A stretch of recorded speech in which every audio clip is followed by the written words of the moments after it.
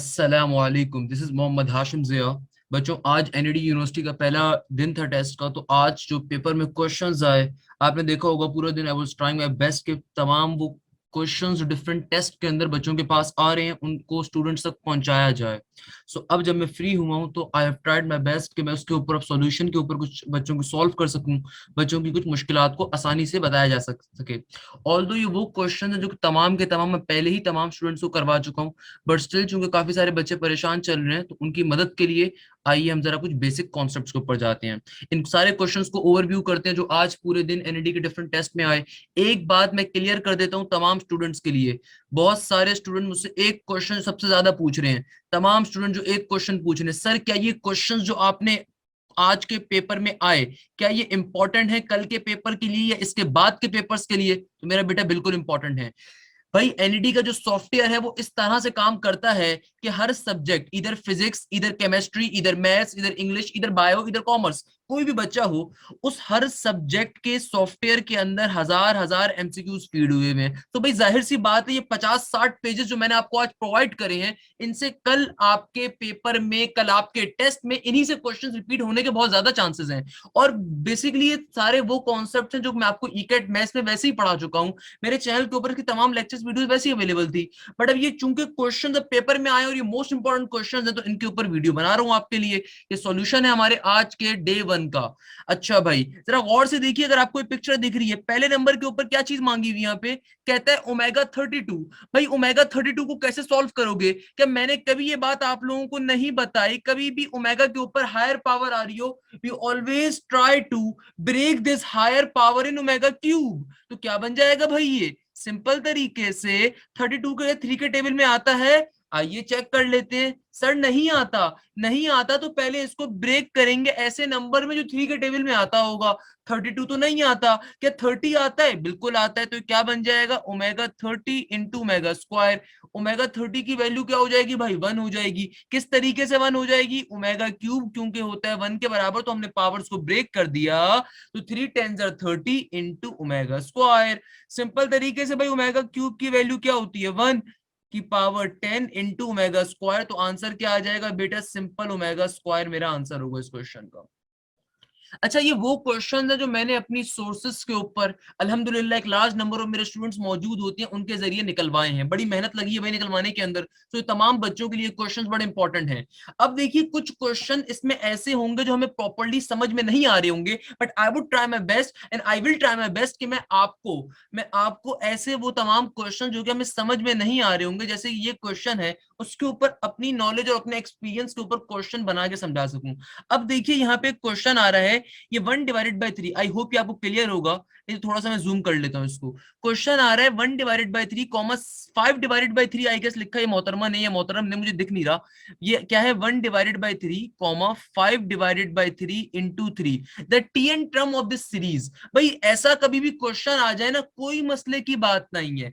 अच्छा, अब दो तरीके इस क्वेश्चन को करने के। अब चूंकि मुझे क्वेश्चन की वर्डिंग क्लियर नहीं थी, आया इट वॉज एपी और इट वॉज जीपी, या फिर इनके अलावा कोई चीज आ रही है, एक चीज आपको हमेशा अपने जहन में रखनी है। इंटरमीडिएट का ये मैथ्स का नॉर्मली बच्चा अपने जहन में रख के बैठा हुआ होता है, दुनिया में खाली तीन चीजें ही होती हैं, एपी, जीपी, एचपी। अभी अल्लाह के वास्ते मेरा बच्चा, इनके अलावा भी सीक्वेंसेस एग्जिस्ट करते हैं, नॉर्मली आपके लेवल पे मुश्किल नहीं दिए जाते। अब या तो आपने सबसे पहला काम क्या करना है, अगर ये सीरीज का क्वेश्चन आ रहा है, आपने चेक कर लेना ये एपी का है या जीपी का है। कैसे पता चलेगा? इन दोनों को आपस में पहले डिवाइड करवा दो। अगर रेशो सेम आ जाए तो ऑब्वियसली जीपी है, अगर डिफरेंस सेम आ जाए तो इट इज एपी। सो हमें मुझे मुझे लग रहा है कि यहाँ पे जो है ना जीपी की टर्म होनी चाहिए थी, बट मुझे अगेन ये टर्म क्लियर नहीं थी क्या थी ये। तो मैंने आपको एक चीज बता दी, लेट सपोज एपी है ना जीपी है, फिर क्या करेंगे? अगर एपी भी नहीं बनता, जीपी भी नहीं बनता, अब क्या करें? सो ऐसी सीक्वेंसेस भी एग्जिस्ट करते हैं। उस सूरत के अंदर आप हमेशा अपने ऑप्शंस को देखेंगे, A option, B option, C option, D option. Let suppose आपका कोई भी ऑप्शन है, उस ऑप्शन जो भी आपको ऑप्शन गिवन होगा आपको आंसर के अंदर, लेट सपोज उसने आंसर आपको दे दिया n स्क्वायर माइनस का 4n इक्वल टू 8। हमारे पास टीएन टर्म आ रही है सीक्वेंस में, नंबर ऑफ टर्म्स हमें नहीं पता ना। सो हम क्या करेंगे, बारी बारी कुछ ना कुछ करके हिट एंड ट्राई मेथड को यूज करते हैं। ऐसे कंडीशंस में क्या करते हैं, जब ना सीक्वेंस एपी का हो ना जीपी का हो, तो हिट एंड ट्राई मेथड को यूज करते हैं। नॉर्मली इधर एपी का सीक्वेंस होगा, इधर जीपी का सीक्वेंस होगा। क्वेश्चन के अंदर आप कॉमन डिफरेंस या कॉमन रेशियो के जरिए बात पिक कर लेंगे, तब तो आप डायरेक्टली कैलकुलेट कर सकते हैं, कोई मसले की बात थोड़ी है। तब तो आप सिंपल तरीके से टीएन का फॉर्मूला यूज करेंगे, 2 मिनट के अंदर निकाल लेंगे। क्लियर है बच्चों, कोई मसले की बात इसके अंदर? अच्छा भाई आगे फिजिक्स केमिस्ट्री के आ रहे हैं तो हमारा इनसे कोई काम नहीं है। अच्छा, एक और मैथ्स का ही एमसीक्यूज देख लीजिए। How many words can be found with the letter swimming? With the letter swimming, भाई बहुत ही बच्चों वाला क्वेश्चन है, chapter number 7 probability combination permutation से लिंक क्वेश्चन है। भाई सबसे पहला काम क्या करो, इसमें अल्फाबेट्स गिन लो कितने आ रहे हैं, 1 2 3 4 5 6 7 8, if I am not wrong 3 3 8, 8 आ रहे हैं। तो भाई कभी भी आपको कोई वर्ड गिवन हो और उस वर्ड के अंदर तमाम के तमाम अल्फाबेट्स इधर रिपीटेड वन हो, यानी कि कुछ अल्फाबेट्स रिपीटेड वन और कुछ सिंपल फॉर्म में हो, या कोई भी वर्ड आपके पास आ रहा हो, आपको अरेंजमेंट की बात करने को कही जा रही हो, या नंबर ऑफ वर्ड्स कितने फॉर्म हो सकते हैं इस बारे में बात करने को दी जा रही हो, तो भाई परमुटेशन का कॉन्सेप्ट कहता है, रूल नंबर 4 मैंने पढ़ाई हुई वीडियो अपलोड करी हुई है। रूल नंबर 4 क्या कहता है, कभी भी इस तरह का कोई वर्ड गिवन हो, सिंपल तरीके से टोटल अल्फाबेट्स को ऊपर लिखो और नीचे सिर्फ वो रिपीटेड अल्फाबेट्स का फैक्टोरियल आता है। तो भाई ना एस रिपीटेड है, ना डब्ल्यू रिपीटेड है, आई रिपीटेड है और एम रिपीटेड है। तो आई कितनी बार रिपीट हुआ है, 2 टाइम्स, एम कितनी बार रिपीट हुआ है, 2 टाइम्स। सिंपल तरीके से आंसर क्या हो जाएगा, 8 factorial divided by 2 into 2 factorial. NED side calculator allow होता है, but I would still prefer and I would still recommend कि काइंडली आपको सिंपल कैलकुलेशन आनी चाहिए। बहुत दफा आज ही मेरे पास जो रिपोर्ट्स आई हैं, कुछ लैब्स में कैलकुलेटर छीना गया है। तो बच्चों आपको पास कैलकुलेटर दोनों तरह के आप में लेके जाने, सिंपल भी लेके जाओ, साइंटिफिक भी लेके जाओ। अच्छा भाई सिंपल तरीके से अगर तो तुम्हारी चांदी हो जाएगी, कैलकुलेटर अलाउ कर दिया, तो 8 फैक्टोरियल होता क्या है, 8 multiply by 7 multiply by 6 multiply by 5 multiply by 4 multiply by 3 multiply by 2 multiply by 1, और 2 फैक्टोरियल 2 ही होता है। तो भाई सिंपल तरीके से 2 2 4 ही कैंसिल आउट हो गया। तो अगर सिंपल कैलकुलेटर तो अलाउ ही होगा, जाहिर सी बात है इन सबको मल्टीप्लाई करवा दोगे आपका आंसर आ जाएगा। बहुत सिंपल सी बात कही है। किस तरीके से क्वेश्चन को सॉल्व करोगे, परमुटेशन का रूल नंबर 4 क्या कहता है, परमुटेशन का रूल नंबर 4 भाई बहुत ही बच्चों वाली बात करता है। क्या कहता है वो बच्चों वाली बात में कि भाई कभी भी कोई वर्ड आ जाए और ये अरेंजमेंट की बात कर रहा हो, तो टोटल अल्फाबेट्स को ऊपर लिखो, नीचे रिपीटेड अल्फाबेट्स को लिखोगे, आंसर आ जाएगा। कोई मसले की बात थोड़ी है बेटा। क्वेश्चन सॉल्व हो गया यहाँ पे हमारा ये वाला। आगे बढ़ते हैं जल्दी से। अच्छा तो भाई आगे बढ़ते हैं बेटा। अगला क्वेश्चन, अगला एक ये क्वेश्चन आया हुआ था, बहुत सारे बच्चे इस क्वेश्चन में परेशान चल रहे हैं। मेरी एक ब्रिलियंट स्टूडेंट ने मुझे इस क्वेश्चन को सेंड करा, आई वाज टोटली कंफ्यूज के बच्चे इसमें क्यों परेशान हो रहे हैं भाई। भाई बेसिक मैथ्स के कॉन्सेप्ट को यूज करना है। यहाँ पे वही सिकंदर इस क्वेश्चन में जिसको कुछ बेसिक ट्रिगोनोमेट्रिक की बातें बताएं, और ये बात मैं पहले आपको बता चुका हूं। भाई साइन की एंगल एक नेगेटिव में गिवन है। अल्लाह के बंदो क्वेश्चन लिटरली बहुत मजे का है, लिटरली बहुत मजे का है प्यारे बच्चों। Sine theta as it is का एज इट इज। अब देखो साइन का एंगल कभी नेगेटिव के अंदर आ रहा हो तो साइन की प्रॉपर्टी होती है उस नेगेटिव साइन को बाहर निकाल के फेंक देता है। क्या बन जाएगा, sine theta minus sine theta, ये कैंसिल आउट हो जाएगा, सही है ना। सेम गोज फॉर हियर, यहाँ पे tangent theta plus tangent into negative theta है, तो टेंजेंट की प्रॉपर्टी और साइन की प्रॉपर्टी एक ही होती है। कभी भी साइन या टेंजेंट के अंदर अगर नेगेटिव का एंगल आ रहा हो तो माइनस साइन बाहर चला जाता है, तो ऑब्वियसली पॉजिटिव का टेंजेंट भी नेगेटिव का टेंजेंट कैंसिल आउट कर देगा। तो फाइनली क्या बचा, cos theta plus cos into negative theta. बेटा कॉस नेगेटिव थीटा की प्रॉपर्टी होती है माइनस साइन को खा जाता है, पॉजिटिव में कन्वर्ट कर देता है। तो cos theta plus cos theta क्या हो जाएगा, 2 कॉस थीटा हो जाएगा। तो इस क्वेश्चन का आंसर क्या होगा भाई, 2 कॉस थीटा। क्या आंसर होगा मेरा बच्चा, 2 कॉस थीटा। उसके पीछे रीजन क्या है, प्रॉपर्टी, प्रॉपर्टी के तहत ये माइनस साइन बाहर जाएगा तो पॉजिटिव का साइन थीटा नेगेटिव का साइन थीटा कैंसिल आउट कर देगा। बच्चों वाला क्वेश्चन है भाई, बताओ क्या मसले की बात है इसके अंदर, बच्चे बच्चे सॉल्व करते हैं। क्लियर है। अगला क्वेश्चन, अगला क्वेश्चन अगेन बहुत ही मजे का, लिटरली मजे का क्वेश्चन है। क्या कह रहा है, इंटीग्रेशन इनटू टेंजेंट एक्स। चूंकि हमारे पास नंबर ऑफ क्वेश्चन ज्यादा है तो बेसिक क्वेश्चन मैं आपको सिर्फ गाइड करूंगा, आपने खुद से करने हैं बेटा। क्या होता है इंटीग्रेशन में टेंजेंट का फॉर्मूला, कोई है बच्चा जो मुझे यहाँ पे बता सके कि भाई इंटीग्रेशन में टेंजेंट एक्स का क्या फॉर्मूला होता है। हाँ भाई कौन बताएगा इंटीग्रेशन के टेंजेंट एक्स का फॉर्मूला, बहुत ही आसान सा। क्या होगा बेटा, एलन सेक। क्या होता है इंटीग्रेशन के टेंजेंट का अंदर फॉर्मूला, एलन सेक। अच्छा यहाँ पे बच्चे ने मेरे ख्याल में इसका डेरिवेटिव नहीं गिवे, फंक्शन का तो ऑब्वियसली वो मौजूद होगा। अच्छा एक्स का डेरिवेटिव वैसे 1 ही होता है। तो क्या कहा, इंटीग्रेशन में टेंजेंट का फॉर्मूला क्या होता है, ln sec। क्वेश्चन की खास बात क्या है कि क्वेश्चन में लिमिट्स गिवन है भाई, ऊपर वाली चीज होती है अपर लिमिट, नीचे वाली चीज होती है लोअर लिमिट। सबसे पहले तो अगेन आपको ये बात भी पता होनी चाहिए कि भाई ये π/3 किसके बराबर होता है, भाई π/3। क्वेश्चन कह क्या रहा है आपसे, क्वेश्चन इस तरह का आया हुआ है π/3 π/4 टेंजेंट x इंटू dx। भाई सबसे पहला काम तुमने सोच लिया, क्या सोच लिया सर, कि बेटा आपके पास इंटीग्रेशन में टेंजेंट का फॉर्मूला क्या होता है, आपको जहन में आ गया कि इंटीग्रेशन में टेंजेंट का फॉर्मूला होता है ln sec। अब आपको साफ दिख रहा है यहाँ पे लिमिट्स भी आ रही हैं। अल्लाह के वास्ते ये ब्लंडर मत कर देना बेटा, ये रेडियन में लिमिट्स गिवन है। डायरेक्टली कैलकुलेटर की इतनी आदत होती है हमारी आवाम को, डायरेक्टली पुट कर देंगे। पहले इसको कन्वर्ट करवा लो ना मेरा बच्चा, रेडियन इंटू डिग्री चले जाए तो क्या बन जाएगा, π/3 किसके बराबर आ जाएगा, 60 डिग्री के। π/4 तो ऑब्वियसली 45 डिग्री होता है। तो टेंजेंट x इंटू dx। अब जब तुम लिमिट्स को अप्लाई करोगे, इंटीग्रेशन सॉरी पहले अप्लाई करोगे, तो इंटीग्रेशन के अप्लाई करने पे क्या बनेगा भाई, क्या बन जाएगा, इंटीग्रेशन को अप्लाई करोगे, इंटीग्रेशन का फॉर्मूला ln sec x। और जब एक बार इंटीग्रेशन अप्लाई हो जाएगी तो सिंबल रिमूव हो गया, और ये जो एंगल्स हैं ये ब्रैकेट के ऊपर चले जाएंगे, लिमिट्स है ना। अब फिर लिमिट्स को अप्लाई कर दोगे। लिमिट्स कैसे अप्लाई करोगे, ln sec, पहला वाला एंगल क्या आ रहा है, अपर लिमिट, ऊपर वाली चीज को कहते हैं अपर लिमिट, उसको एक बार डालोगे अपने ओरिजिनल फंक्शन के अंदर, फिर माइनस का साइन लगाओगे, अगेन क्वेश्चन को कॉपी करोगे और उसके बाद लोअर लिमिट को लिखोगे जहां जहां फंक्शन एक्स आ रहा होगा। किस तरीके से क्वेश्चन सॉल्व करा, हो सकता है किसी बच्चे को मसला हो रहा हो। बेटा देखो बहुत ही आसान क्वेश्चन है, कोई मसले वाला क्वेश्चन नहीं है। आपने सिंपल इंटीग्रेशन को अप्लाई करा, अब चूंकि इस क्वेश्चन पे लिमिट्स आ रही हैं तो आपकी लिमिट्स ब्रैकेट पे शिफ्ट हो गई। अब इंटीग्रेशन की ब्रैकेट पे लिमिट शिफ्ट हो गई तो क्या काम करेंगे कि बेटा सिंपल तरीके से एक बार एज इट इज अपने क्वेश्चन को लिखा, और फिर उसके अंदर जहां जहां फंक्शन आ रहे हैं वहां पे अपर लिमिट को लिखूंगा, फंक्शन यानी कि x, सही है ना। फिर माइनस का साइन, ये लिमिट्स अप्लाई करने का फॉर्मूला होता है, जब आप इंटीग्रेशन लिमिट्स अप्लाई करते हो, माइनस का साइन, और फिर उसी क्वेश्चन में जहां जहां फंक्शन आ रहे हो वहां पे एक बार लोअर लिमिट की वैल्यू डाल दूंगा। अब इसको सॉल्व कर लूंगा कैलकुलेटर के ऊपर, मेरा आंसर आ जाएगा। अच्छा भाई, बहुत सारे बच्चों को कैलकुलेटर पे सॉल्व करना नहीं आता, मैं उनको भी बता देता हूं।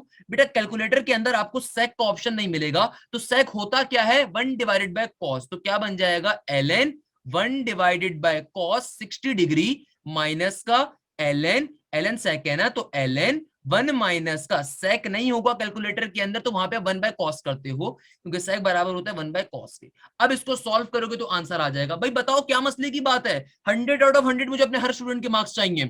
अगला क्वेश्चन बहुत ही हलवा भाई, डेरिवेटिव जितनी डिटेल में मैंने पढ़ा है, मेरे नहीं ख्याल में कोई और बंदा इतनी डिटेल में समझाता है डेरिवेटिव को। हर लेक्चर 6 लेक्चर्स दिए थे, और हर लेक्चर 1.5 घंटे का मेरे ख्याल में दिया हुआ है, 1 घंटे का दिया हुआ है। उसके पीछे रीजन, सारे कॉन्सेप्ट क्लियर करे थे। भाई क्वेश्चन बहुत ही हलवा है, मैं जिस लेवल के ऊपर लेक्चर देता हूं उसके मुकाबले में बहुत बच्चों वाला क्वेश्चन है। सर आपको कैसे पता चला डेरिवेटिव का क्वेश्चन है, अल्लाह के बंदो दो इक्वेशंस गिवन है, दोनों के अंदर आने वाला फंक्शन सेम है, पैरामेट्रिक इक्वेशन का कॉन्सेप्ट है, चेन रूल को अप्लाई करना है। पहली इक्वेशन पे डेरिवेटिव लोगे, दूसरी इक्वेशन पे डेरिवेटिव लोगे, किसके रिस्पेक्ट से, जो फंक्शन सेम आ रहा है उसके रिस्पेक्ट से, और फिर dy/dx कैलकुलेट करना है, तो दोनों को आपस में डिवाइड करवा दोगे, आंसर आ जाएगा चुटकी बजाते हुए। भाई किस तरीके से, आओ जरा देख लेते हैं, परेशान बिल्कुल नहीं होना भाई, मुझसे पढ़ रहे हो। पहले y is equal to sine theta का डेरिवेटिव जब मैं लूंगा, तो बेटा y is equal to sine theta का डेरिवेटिव क्या होगा, साइन का डेरिवेटिव में फॉर्मूला हमेशा क्या होता है, कॉस थीटा। मेरे पास ये किसकी वैल्यू आ गई, dy/थीटा की। Let me change the pen. And x is equal to cos theta पे डेरिवेटिव क्या हो जाएगा मेरा बच्चा, dx by D theta equal to cos का डेरिवेटिव माइनस का sin थीटा। दोनों को जब मैं आपस में डिवाइड करवा दूंगा, याद रखिएगा क्वेश्चन ने चालाकी करी है, y वाली इक्वेशन पहले दी है, तो obviously y divided by x होता है हमेशा, क्योंकि चेन रूल कहते हैं dy बाय dx।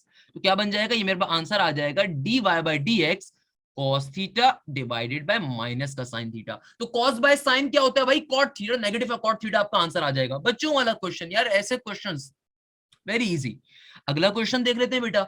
अगला क्वेश्चन बड़े मजे का है भाई, क्या कह रहा है, e की पावर x। अच्छा क्या कहता है, इंटीग्रेशन e की पावर x। क्वेश्चन को जरा गौर से पढ़िए, कभी आपसे पूछूंगा क्या कह रहा है क्वेश्चन, जरा अगला क्वेश्चन देखिए, बड़े मजे का है, लिटरली बहुत मजे का क्वेश्चन है। इंटीग्रेशन e की power x into x square plus 2x। मैं 2 सेकंड का टाइम देता हूं बच्चों, जल्दी से सोचो, क्या मैंने ये क्वेश्चन पढ़ाया नहीं पढ़ाया। इसके अंदर बाय पार्ट्स का एक कॉन्सेप्ट यूज होगा, एक फॉर्मूला यूज होगा। 2 सेकंड का टाइम है, जल्दी से सोचो।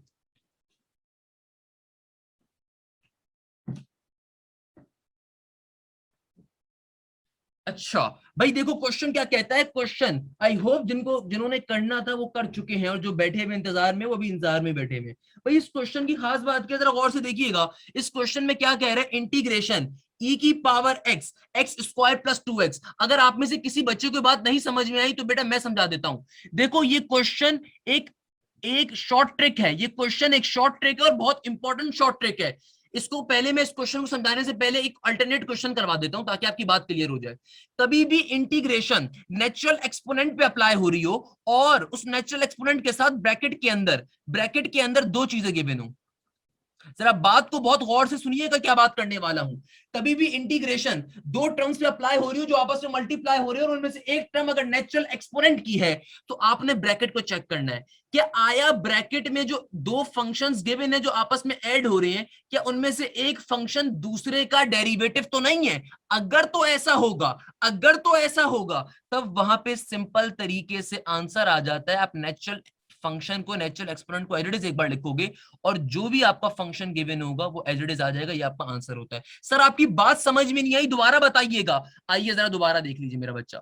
लेट सपोज मेरे पास एक क्वेश्चन आता है e की पावर x, बहुत इंपॉर्टेंट क्वेश्चन जो करवाने वाला हूं। लेट सपोज मेरे पास एक क्वेश्चन आता है इंटीग्रेशन e की पावर x ब्रैकेट में sin x प्लस का cos x। ये क्वेश्चन बहुत बार पेपर में आता है, नस साइड आता है, एनडी साइड आता है। अब बच्चे इस क्वेश्चन पे कंफ्यूज है कैसे सॉल्व करेंगे।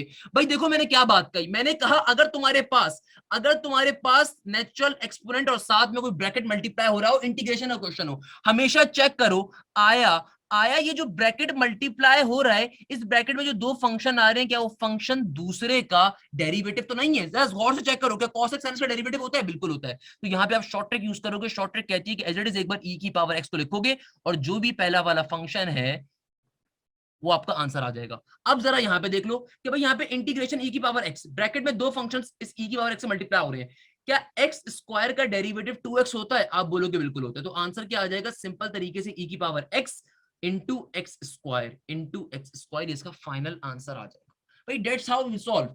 इसलिए मैथमेटिक्स पे आते हो ना बेटा कि आपको सॉल्यूशन बहुत इजीली इंशाल्लाह मिलेगा। अच्छा अगला क्वेश्चन अगेन बहुत मजे का, equation of asymptotes. I was the one जिसने ये टॉपिक सबसे पहले एप्टीट्यूड साइट के ऊपर अल्हम्दुलिल्लाह हाइपरबोला के टॉपिक में पढ़ाया था बच्चों को। क्या टॉपिक है जरा गौर से देखिएगा। इस क्वेश्चन को पहले समझिए क्या कह रहा है, फिर मैं बताता हूं आपको, गाइड करता हूं क्या कह रहा है। Equation of asymptotes. तो बेटा क्या कह रहा है ये क्वेश्चन, जरा गौर से मेरी बात सुनिएगा। अगर आपको मेरी बात क्लियर हो गई तो $1,000,000 का क्वेश्चन बहुत इजीली आपको समझ में आएगा। इक्वेशन ऑफ एसिम्प्टोट्स क्या होती है, नॉर्मली टीचर्स अक्सर इस टॉपिक को स्किप कर देती हैं। बेटा इक्वेशन ऑफ एसिम्प्टोट्स का टॉपिक लास्ट दफा भी आया था, इस दफा के लिए भी बहुत इंपॉर्टेंट। आपके पास दो फॉर्मुलाज होते हैं। पहला formula y is equal to plus minus का b by a into X. अच्छा तो बच्चों इक्वेशन ऑफ एसिम्प्टोट्स का क्या कॉन्सेप्ट है, जैसे मैंने कहा इक्वेशन ऑफ एसिम्प्टोट्स क्या होती है, आपके पास दो तरह की इक्वेशन होती है। एक होती है y is equal to plus minus का b डिवाइडेड बाय a, और दूसरी होती है y is equal to plus minus का a divided by b into x. बेटा ऑलवेज रिमेंबर दिस थिंग कि दो तरह की इक्वेशन ऑफ एसिम्प्टोट्स आती हैं आपके पास। अगर तो मेरे हाइपरबोला का ट्रांसफर एक्सिस x का है तो हमेशा मेरी इक्वेशन ऑफ एसिम्प्टोट्स ये होगी, यानी कि मैं जो भी अपनी हाइपरबोला की इक्वेशन से a और b की वैल्यू निकालूंगा। भाई सिंपल सा क्वेश्चन है, क्वेश्चन मुश्किल नहीं है। देखो आपको सिंपल सा हाइपरबोला गिवन है, इसको कंपेयर वगैरह करवाओगे तो आपके पास यहाँ से जो इस क्वेश्चन के अंदर जो आपके पास a की वैल्यू आ रही होगी वो आ रही होगी 6 और b की वैल्यू क्या आ रही होगी 5। भाई ऐसे क्वेश्चन चुटकी बजाते हुए सॉल्व होते हैं। खबरदार जो किसी बच्चे ने इसमें दो सेकंड से भी ज्यादा टाइम लगाया, बेटा इस क्वेश्चन के अंदर कुछ भी नहीं है। बच्चे परेशान चल रहे होंगे सर इतना मुश्किल टॉपिक आ गया, बट जिसने मुझसे पढ़ा वो इजीली सॉल्व कर सकता है। भाई देखो यहाँ पे जब इसको कंपेयर करवाओगे ओरिजिनल इक्वेशन के साथ, जाहिर सी बात है मुझे इक्वेशन देख के साफ दिख रहा है कि ट्रांसफर एक्सिस एक्स का एक्स पॉजिटिव आ रहा है। तो इस क्वेश्चन के अंदर से मेरे पास a की वैल्यू क्या आ जाएगी 6 और b की वैल्यू क्या आ जाएगी 5। Always remember this thing, there are two types of equation of asymptotes. One when the transfer axis is on x axis, another one when the transfer axis is on y axis. तो अगर x axis के ऊपर transfer axis होगा तो इस equation को use करेंगे, और अगर ट्रांसफर एक्सिस y के ऊपर होगा तो इस इक्वेशन को यूज करेंगे। कुछ भी नहीं करना भाई, a और b की वैल्यू को निकाले खाली यहाँ पे पुट कर देना है। अगर x का ट्रांसफर एक्सिस है तो क्या बन जाएगा, ये बन जाएगा y is equal to plus minus का 5 डिवाइडेड बाय 6 इंटू एक्स। ये आपकी इक्वेशन ऑफ एसिम्प्टोट्स आ जाएंगी। दैट्स ऑल क्लियर है बच्चों। अच्छा ये देख लो यहाँ पे आपका आंसर गिवन है, ये रहा आपका आंसर। यहाँ पे ऑप्शन ये रहा, ऑप्शन नंबर डी हमारा करेक्ट आंसर होगा। ऑप्शन नंबर डी क्या होगा बेटा, हमारा करेक्ट आंसर होगा। नेक्स्ट पेपर पे चलते हैं जल्दी से। अच्छा भाई, parabola is at the origin passing through the point 10, 20। मुझे अगेन यार, मुझे इस टेस्ट के अंदर ये नहीं दिख रहा कि 20 है या 10 है। लेट सपोज हमें 10 ले लेते हैं। पैराबोला क्या कह रहा है, ओरिजिन के ऊपर है, पास कर रहा है एक पॉइंट के ऊपर, it's symmetric about the Y axis. बहुत ही बच्चों वाला क्वेश्चन है भाई, बहुत ही बच्चों वाला क्वेश्चन है। काइंडली लेट मी नो इसमें क्या मसला है। क्वेश्चन को एक बार पढ़ लीजिए, फिर मुझे बताइए क्वेश्चन क्या कह रहा है कि पैराबोला ओरिजिन के ऊपर है और पास कर रहा है एक पॉइंट से, it is 10, -16 and is symmetric about the Y axis. तो इक्वेशन पूछी हुई है, अगेन बहुत बच्चों वाला। भाई देखिए, सिमेट्रिक अबाउट एक्स एक्सिस की बात करी हुई है, sorry symmetric about Y axis की बात करी हुई है। इस क्वेश्चन में खाली डिफिकल्टी बहुत छोटी सी है कि यहाँ पे सिमेट्रिक का लफ्ज यूज हुआ हुआ है। अब मेजॉरिटी अवाम जो है इसको छोड़ के बैठ जाएगी, सर ये पहला क्वेश्चन इतना डिफिकल्ट आ गया। अब सिमेट्रिक अबाउट वाई एक्सिस का मतलब क्या होता है। लेट सपोज ये आपका ग्राफ है, लेट सपोज ये आपका ग्राफ है, क्योंकि जाहिर सी बात है सिमेट्रिक अराउंड वाई एक्सिस का कहा है तो ग्राफ है। भाई सिमेट्रिक का कॉन्सेप्ट ये होता है कि लेट सपोज इस ग्राफ के ऊपर यहाँ पे एक पॉइंट है और उस पॉइंट की वैल्यू है एक्स कॉमा वाई। अगर मैं इस पॉइंट एक्स कॉमा वाई को सेम सेम इसी एक्सिस के ऊपर मगर दूसरे क्वाड्रेंट के ऊपर ड्रॉ करना चाहूं तो बताओ क्या होगा। अगर कर पाऊंगा तो वो पॉइंट कहलाएगा symmetric around Y axis. Sir क्या कहा सर, समझ में नहीं आई बात मेरा बेटा। मैंने कहा सिमेट्रिक का कॉन्सेप्ट क्या होता है कि अगर पैराबोला पे पॉइंट यहां पर आ रहा है, मैं चाहता हूं ये एग्जैक्ट पॉइंट मुझे यहां पे मिल जाए, सेम पॉइंट इधर ही इसी एक्सिस के ऊपर, इधर ही एक्स के ऊपर, इसी डायमेंशन के ग्राफ के ऊपर।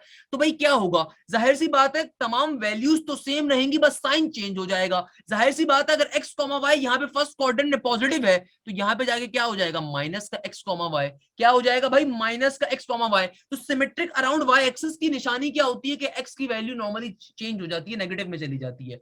फॉर एग्जाम्पल अगर आपके ओरिजिनल ग्राफ की इक्वेशन आ रही है y is equal to X square, तो सिमेट्रिक के ऊपर क्या होगा भाई, जाहिर सी बात है यहाँ पे x आपका क्या होगा, नेगेटिव का पुट हो जाएगा। तो क्या बन जाएगा, y is equal to negative of X square. उसके ऊपर आपको जो आंसर मिलेगा अगेन वो आंसर पॉजिटिव का ही मिलेगा। आपको ओरिजिनल इक्वेशन ही वापस से मिलती है सिमेट्रिक करवाने के ऊपर। तो इस कॉन्सेप्ट को बस ध्यान में रखना है। अब अगेन मैं यहाँ पे क्लियर नहीं हूँ कि इसने इक्वेशन किस तरह से मांगी हुई है या क्या ऑप्शंस आ रहे हैं, तो उसके जरिए में फर्दर पता चल सकता है क्वेश्चन में ओरिजिनली मांगा हुआ क्या था। अगर तो सिंपल मुझसे कह रहा है कि भैया आपके पास पॉइंट्स 10, -16 के हैं, तो भाई देखो 10, -16 लेट सपोज ये वाला पॉइंट होगा। 10, -16 हमारे पास, हम सपोज कर सकते हैं ये वाला पॉइंट कौन सा है, 10, -16 का। तो भी सिमेट्रिक वाई एक्सिस पे करवाऊंगा, यानी कि अपोजिट पे चला जाएगा, तो क्या बन जाएगा, -10, -16 बन जाएगा। इसका पॉइंट इस तरीके से सिमेट्रिक हो सकता है। तो मैं इस क्वेश्चन में क्लियर नहीं हूं कि ऑप्शन में क्या आंसर्स गिवन थे। अगर आंसर्स मुझे मिल जाते तो ऑब्वियसली मैं आपको बेहतर समझा सकता था कि इसका करेक्ट आंसर क्या होगा। बट मैंने बहरहाल पूरी गाइडेंस दे दी है आपको। अगर इक्वेशन मांगी भी होगी तो सिंपल इक्वेशन आप फॉर्म कर सकते हो। जो भी आपको पर्टिकुलर आंसर्स गिवन होंगे बारी बारी इस पॉइंट को पुट कर दीजिएगा ओरिजिन वाले को, जो पैराबोला एट दी ओरिजिन है। अच्छा, पैराबोला एट दी ओरिजिन है और उस पैराबोला के ऊपर पॉइंट आपको गिवन है 10, -16। तो जिस इक्वेशन के ऊपर भी 10, -16 left hand side right hand side को प्रूफ कर रहा होगा वो आपका आंसर होगा। तो सेम इस पैटर्न के ऊपर आप सॉल्व कर सकते हो कि आपको ऑप्शन के अंदर 4 ऑप्शंस गिवन होंगे, 4 इक्वेशंस गिवन होंगी, तो बारी बारी इस पॉइंट को आप पुट कर दीजिएगा 10, -16 को, जिसके ऊपर लेफ्ट हैंड साइड के बराबर आ गई वो आपका आंसर होगा। अगला क्वेश्चन देख लो भाई, बहुत ये देखो। अच्छा, एक और मजे की चीज देखो, इस बच्चे के पेपर में स्ट्रेट 4 क्वेश्चन इस टॉपिक से आए हैं। That shows how important parabola, hyperbola, ellipse chapter is. कि स्ट्रेट 3 क्वेश्चंस का मतलब 3 नंबर, बहुत इंपॉर्टेंट है भाई, एक एक नंबर। अगला क्वेश्चन है, कह रहा है इक्वेशन ऑफ द इलिप्स।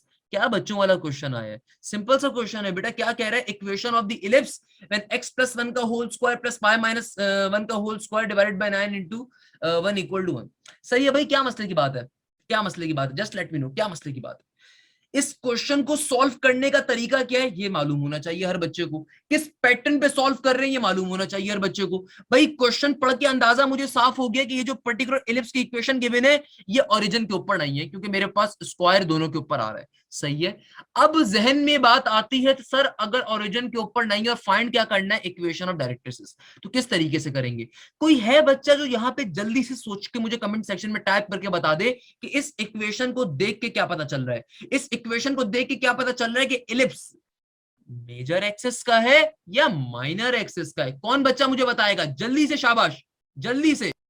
अच्छा, वेरी गुड बच्चों, वेरी गुड। अब देखो यहाँ पे क्या करेंगे भाई, किसी से अगर नहीं हो सका है, कोई मसला हुआ तो मैं बता देता हूँ बेटा किस तरीके से करना है। भाई देखो सिंपल सी बात है, यहां से मैं कंपेयरिंग करवाऊंगा ओरिजिनल इक्वेशन के साथ, तो मुझे साफ दिख रहा है कि ओरिजिनल इक्वेशन क्या होती है, एक्स माइनस एच का whole square divided by A square plus का वाई माइनस के का whole square divided by B square equal to 1। तो मेरे पास बेटा एच की वैल्यू क्या आ रही होगी जो कंपेयरिंग करवाने के ऊपर माइनस का 1, क्योंकि यहाँ पे क्वेश्चन ने मुझे क्या गिवन है, एक्स प्लस 1 का whole square divided by 9 plus का वाई माइनस 1 का whole square divided by 1 equal to 1। तो ओरिजिनल इक्वेशन क्या होती है भाई, एक्स माइनस एच का होल स्क्वायर, तो कंपेयरिंग करवाने पे एच की वैल्यू क्या आ रही होगी, नेगेटिव का 1। भाई मेरे पास के की वैल्यू क्या आएगी, y माइनस का के होता है ना बेटा, तो के की वैल्यू तो ऑब्वियसली पॉजिटिव का 1 होगी क्योंकि यहाँ पे सही साइन है। और ए स्क्वायर की वैल्यू 9 आ जाएगी ऑब्वियसली, तो ए की वैल्यू क्या आ जाएगी, सिंपल 3, और बी की वैल्यू क्या आ जाएगी 1। अब मांगा हुआ क्या है, इक्वेशन ऑफ डायरेक्ट्रिक्स मांगी हुई है। भाई मुझे बताओ क्या मसला है इस क्वेश्चन के अंदर। सिंपल तरीके से इक्वेशन ऑफ डायरेक्ट्रिक्स का फॉर्मूला क्या होता है, H is equal to plus minus का A divided by E. Simple सा फॉर्मूला है मेरा बच्चा, क्या फॉर्मूला होता है, सॉरी एच, हाँ क्या फॉर्मूला होता है इक्वेशन डायरेक्ट्रिक्स का, चूंकि मेजर एक्सिस मेरा एक्स का होगा, बड़ी वैल्यू जो आ रही है वो फ्रैक्शन के अंदर यहाँ पे आ रही है, एक्स के नीचे आ रही है, तो ऑब्वियसली मेजर एक्सिस एक्स का होगा। अच्छा इक्वेशन डायरेक्ट्रिक्स का फॉर्मूला क्या होता है, सिंपल तरीके से X is equal to H plus minus का ए डिवाइडेड बाई ई। क्या होता है बेटा, X is equal to H plus minus का A divided by E. Again मुझे यहाँ पे ई नहीं बता, अब बच्चा परेशान हो गया, सर ई तो हमें क्वेश्चन में कहीं दिया हुआ ही नहीं है, अब क्या करें। भाई ई नहीं गिवन तो कैसे फाइंड करते हो, बहुत ही आसान तरीका ना बेटा, क्या नहीं बताया आप लोगों को, ई फाइंड करने के हमारे पास फॉर्मुलाज होते हैं। सबसे आसान फॉर्मुला यहाँ पे बी और ए की हेल्प से यूज कर सकता हूं मैं, that will be B square is equal to A square into 1 minus का ई स्क्वायर। तो इस फॉर्मूले को यूज करके आप क्या निकाल लोगे बेटा, ई निकाल लोगे। बी की वैल्यू 1 गिवन है, ए की वैल्यू 3 गिवन है, यहां से ई आ जाएगा, उस ई को यहां पुट करोगे, एच की वैल्यू -1 को यहां पुट करोगे, ए की वैल्यू 3 को पुट करोगे, आंसर आ जाएगा। भाई क्या मसले की बात है, अगर चाहते हो सॉल्व करवा दूं तो सॉल्व भी करवा दूंगा। बी की वैल्यू क्या आ रही है, 1 आ रही है, इक्वल टू का साइन, ए स्क्वायर की वैल्यू क्या है 9, 1 माइनस का ई स्क्वायर, सिंपल तरीके से भाई 9 में डिवाइड हो जाएगा तो 1 डिवाइडेड बाय 9 इक्वल टू के बाद 1 माइनस का ई स्क्वायर। सो क्या बन जाएगा भाई, ये बन जाएगा e square is equal to 1 minus का 1 बाय 9, इसको फ्रैक्शन इसका यहाँ पे आप एलसीएम ले लोगे तो क्या बन जाएगा बेटा, 1 माइनस का 1 डिवाइडेड बाय 9 का आंसर आपके पास आ रहा होगा, इट विल बी 8 बाय 9। तो ई की वैल्यू आपके पास आ जाएगी √8 डिवाइडेड बाय 3, और √8 किसके बराबर होता है भाई, सबको पता है 2 √2 के। सो इन अदर वर्ड्स ई की जो वैल्यू आ रही होगी, ये आ रही होगी 2 √2 डिवाइडेड बाय 3। ई की वैल्यू पे मैंने सारा हलवा तो बना के दे दिया। एच के अंदर एच की वैल्यू पुट करना, ए के अंदर 3 पुट कर देना, ई के अंदर ई की वैल्यू पुट करना, तो नीचे वाली, जब नीचे वाली टर्म डिवाइड हो रहा है ना, ये ऊपर जाके मल्टीप्लाई होगा, कैंसिलेशन हो जाएगी, तो ऑब्वियसली जो आंसर आ रहा होगा वो आई गेस आ रहा होगा -1 प्लस माइनस का 2 √2 के करीब आंसर आ रहा होगा इस क्वेश्चन का। बहुत ही बच्चों वाला क्वेश्चन, क्लियर है भाई, बताओ भाई क्लियर है नहीं क्लियर है, आई होप इंशाल्लाह क्लियर होगा। आगे बढ़ते हैं बेटा जल्दी से, आगे बढ़ते हैं जल्दी से। अगला क्वेश्चन क्या कहता है भाई, अगला question, equation of ellipse same as the above, length of latus rectum. Again बहुत ही बच्चों वाली बात कर रहा है, कहता है कि भाई अगले क्वेश्चन के अंदर पिछले क्वेश्चन का डेटा दिया हुआ था और कहा जा रहा था कि लेंथ निकाल दो लेटिस रेक्टम की। बेटा लेंथ ऑफ लेटिस रेक्टम का फॉर्मूला क्या होता है भाई, बहुत ही आसान सा formula, length of latus rectum का 2b स्क्वायर डिवाइडेड बाय ए। क्या फॉर्मूला होता है बेटा लेंथ ऑफ लेटिस रेक्टम का, 2b square divided by A.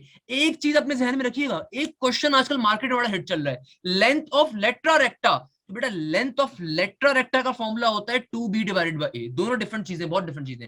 Length of latus rectum, तमाम लेटिस रेक्टम की लेंथ क्या होती है, 2b स्क्वायर डिवाइडेड बाय ए, यानी कि दोनों की। और एक खाली लेटिस रेक्टम को हम कहते हैं लेट्रा रेक्टा, उसकी लेंथ होती है 2b डिवाइडेड बाय ए। इस चीज को अपने ध्यान में रखिए, क्वेश्चन बहुत ही इजी है। अगला क्वेश्चन बहुत ही बच्चों वाला है, कह रहा है कि भाई ये किस तरह की इक्वेशन आ रही है, 4 के ऊपर पावर में कोई चीज गिवन है, फिर प्लस के ऊपर 4 की पावर में कोई चीज गिवन है, किस तरह की इक्वेशन है, एक्सपोनेंशियल है, लीनियर है या रैशनल है। ऑब्वियसली बेटा एक्सपोनेंशियल है, इसमें क्या, अब मैं क्या बताऊं उसके अंदर, भाई एक्सपोनेंशियल क्वेश्चन है, बहुत ही बच्चों वाला क्वेश्चन है, ऑब्वियसली सी बात है, एक्सपोनेंट के अंदर कोई वैल्यू गिवन है तो एक्सपोनेंशियल क्वेश्चन होगा ना बेटा। अगला क्वेश्चन देख लीजिए जल्दी से जल्दी से, क्या कहता है अगले क्वेश्चन के अंदर, integration 1 divided by 9 minus x square. अच्छा क्वेश्चन करने के दो तरीके, सबसे पहला इंटीग्रेशन पे फॉर्मूला अप्लाई करोगे, क्या फॉर्मूला अप्लाई करेंगे भाई, जहन में बात आती है जल्दी से। इंटीग्रेशन का क्वेश्चन नंबर 5, फॉर्मूला अप्लाई होगा, कौन सा फॉर्मूला है भाई, रूट के अंदर ए स्क्वायर माइनस का एक्स स्क्वायर। इंटीग्रेशन का ये वाला फॉर्मूला क्या सबको आता नहीं है भाई, रूट में ए स्क्वायर माइनस का एक्स स्क्वायर, बहुत ही आसान फॉर्मूला है, कौन मुझे बताएगा भाई, कौन बताएगा, जल्दी से कमेंट टाइप करो क्या फॉर्मूला होता है बेटा। और जब ये फॉर्मूला अप्लाई कर दोगे तो उसके बाद फाइनली लिमिट्स को अप्लाई कर देंगे, चुटकी बजाते हैं आंसर आ जाएगा। जल्दी से फॉर्मूला सोचो क्या फॉर्मूला होता है।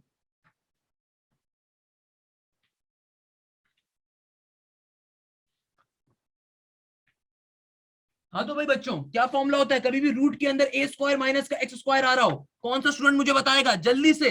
आपके पास सिंपल तरीके से क्या फॉर्मूला है बेटा। वेरी गुड बेटा, सबसे पहला फॉर्मूला ही तो ये होता है हमारे पास 6.2 के अंदर सबसे पहला फॉर्मूला।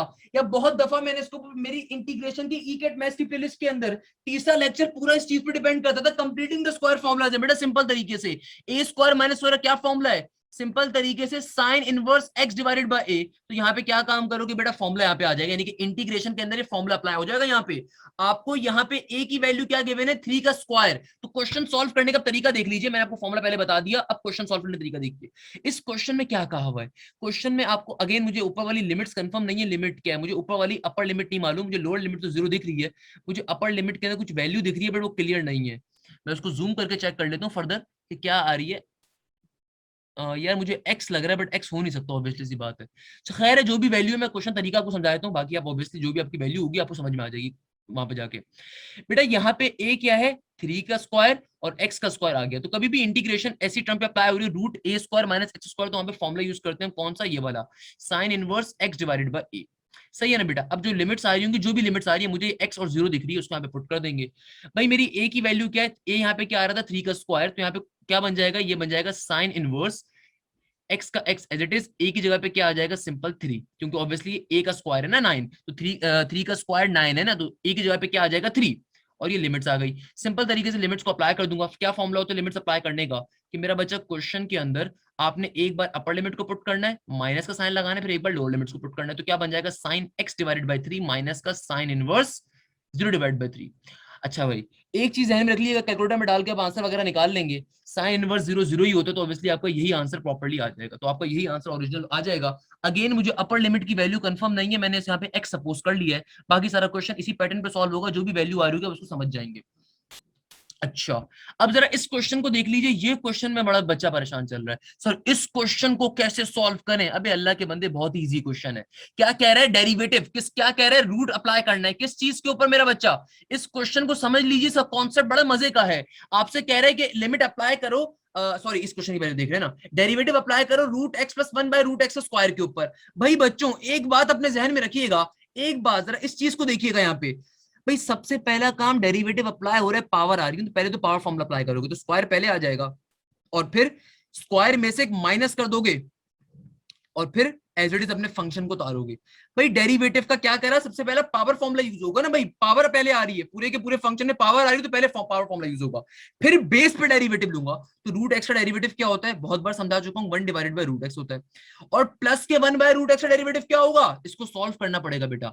1 बाय रूट एक्स का मतलब क्या है, एक्स की पावर, पावर में नेगेटिव का हाफ, जब इसके ऊपर डेरिवेटिव लूंगा नेगेटिव के हाफ के ऊपर, तो obviously it will B minus का हाफ, और फिर माइनस का हाफ माइनस का 1 क्या हो जाएगा मेरा बच्चा, सिंपल तरीके से माइनस का 3/2 obviously, if I am not wrong, minus के हाफ में से जब माइनस का 1 करूंगा तो ऑब्वियसली एक्स की पावर में क्या आ जाएगा -3/2, यानी कि 1 बाय रूट एक्स का डेरिवेटिव क्या हो जाएगा, माइनस का हाफ इंटू एक्स की पावर में माइनस का 3/2। ये इस क्वेश्चन का फाइनल आंसर होगा।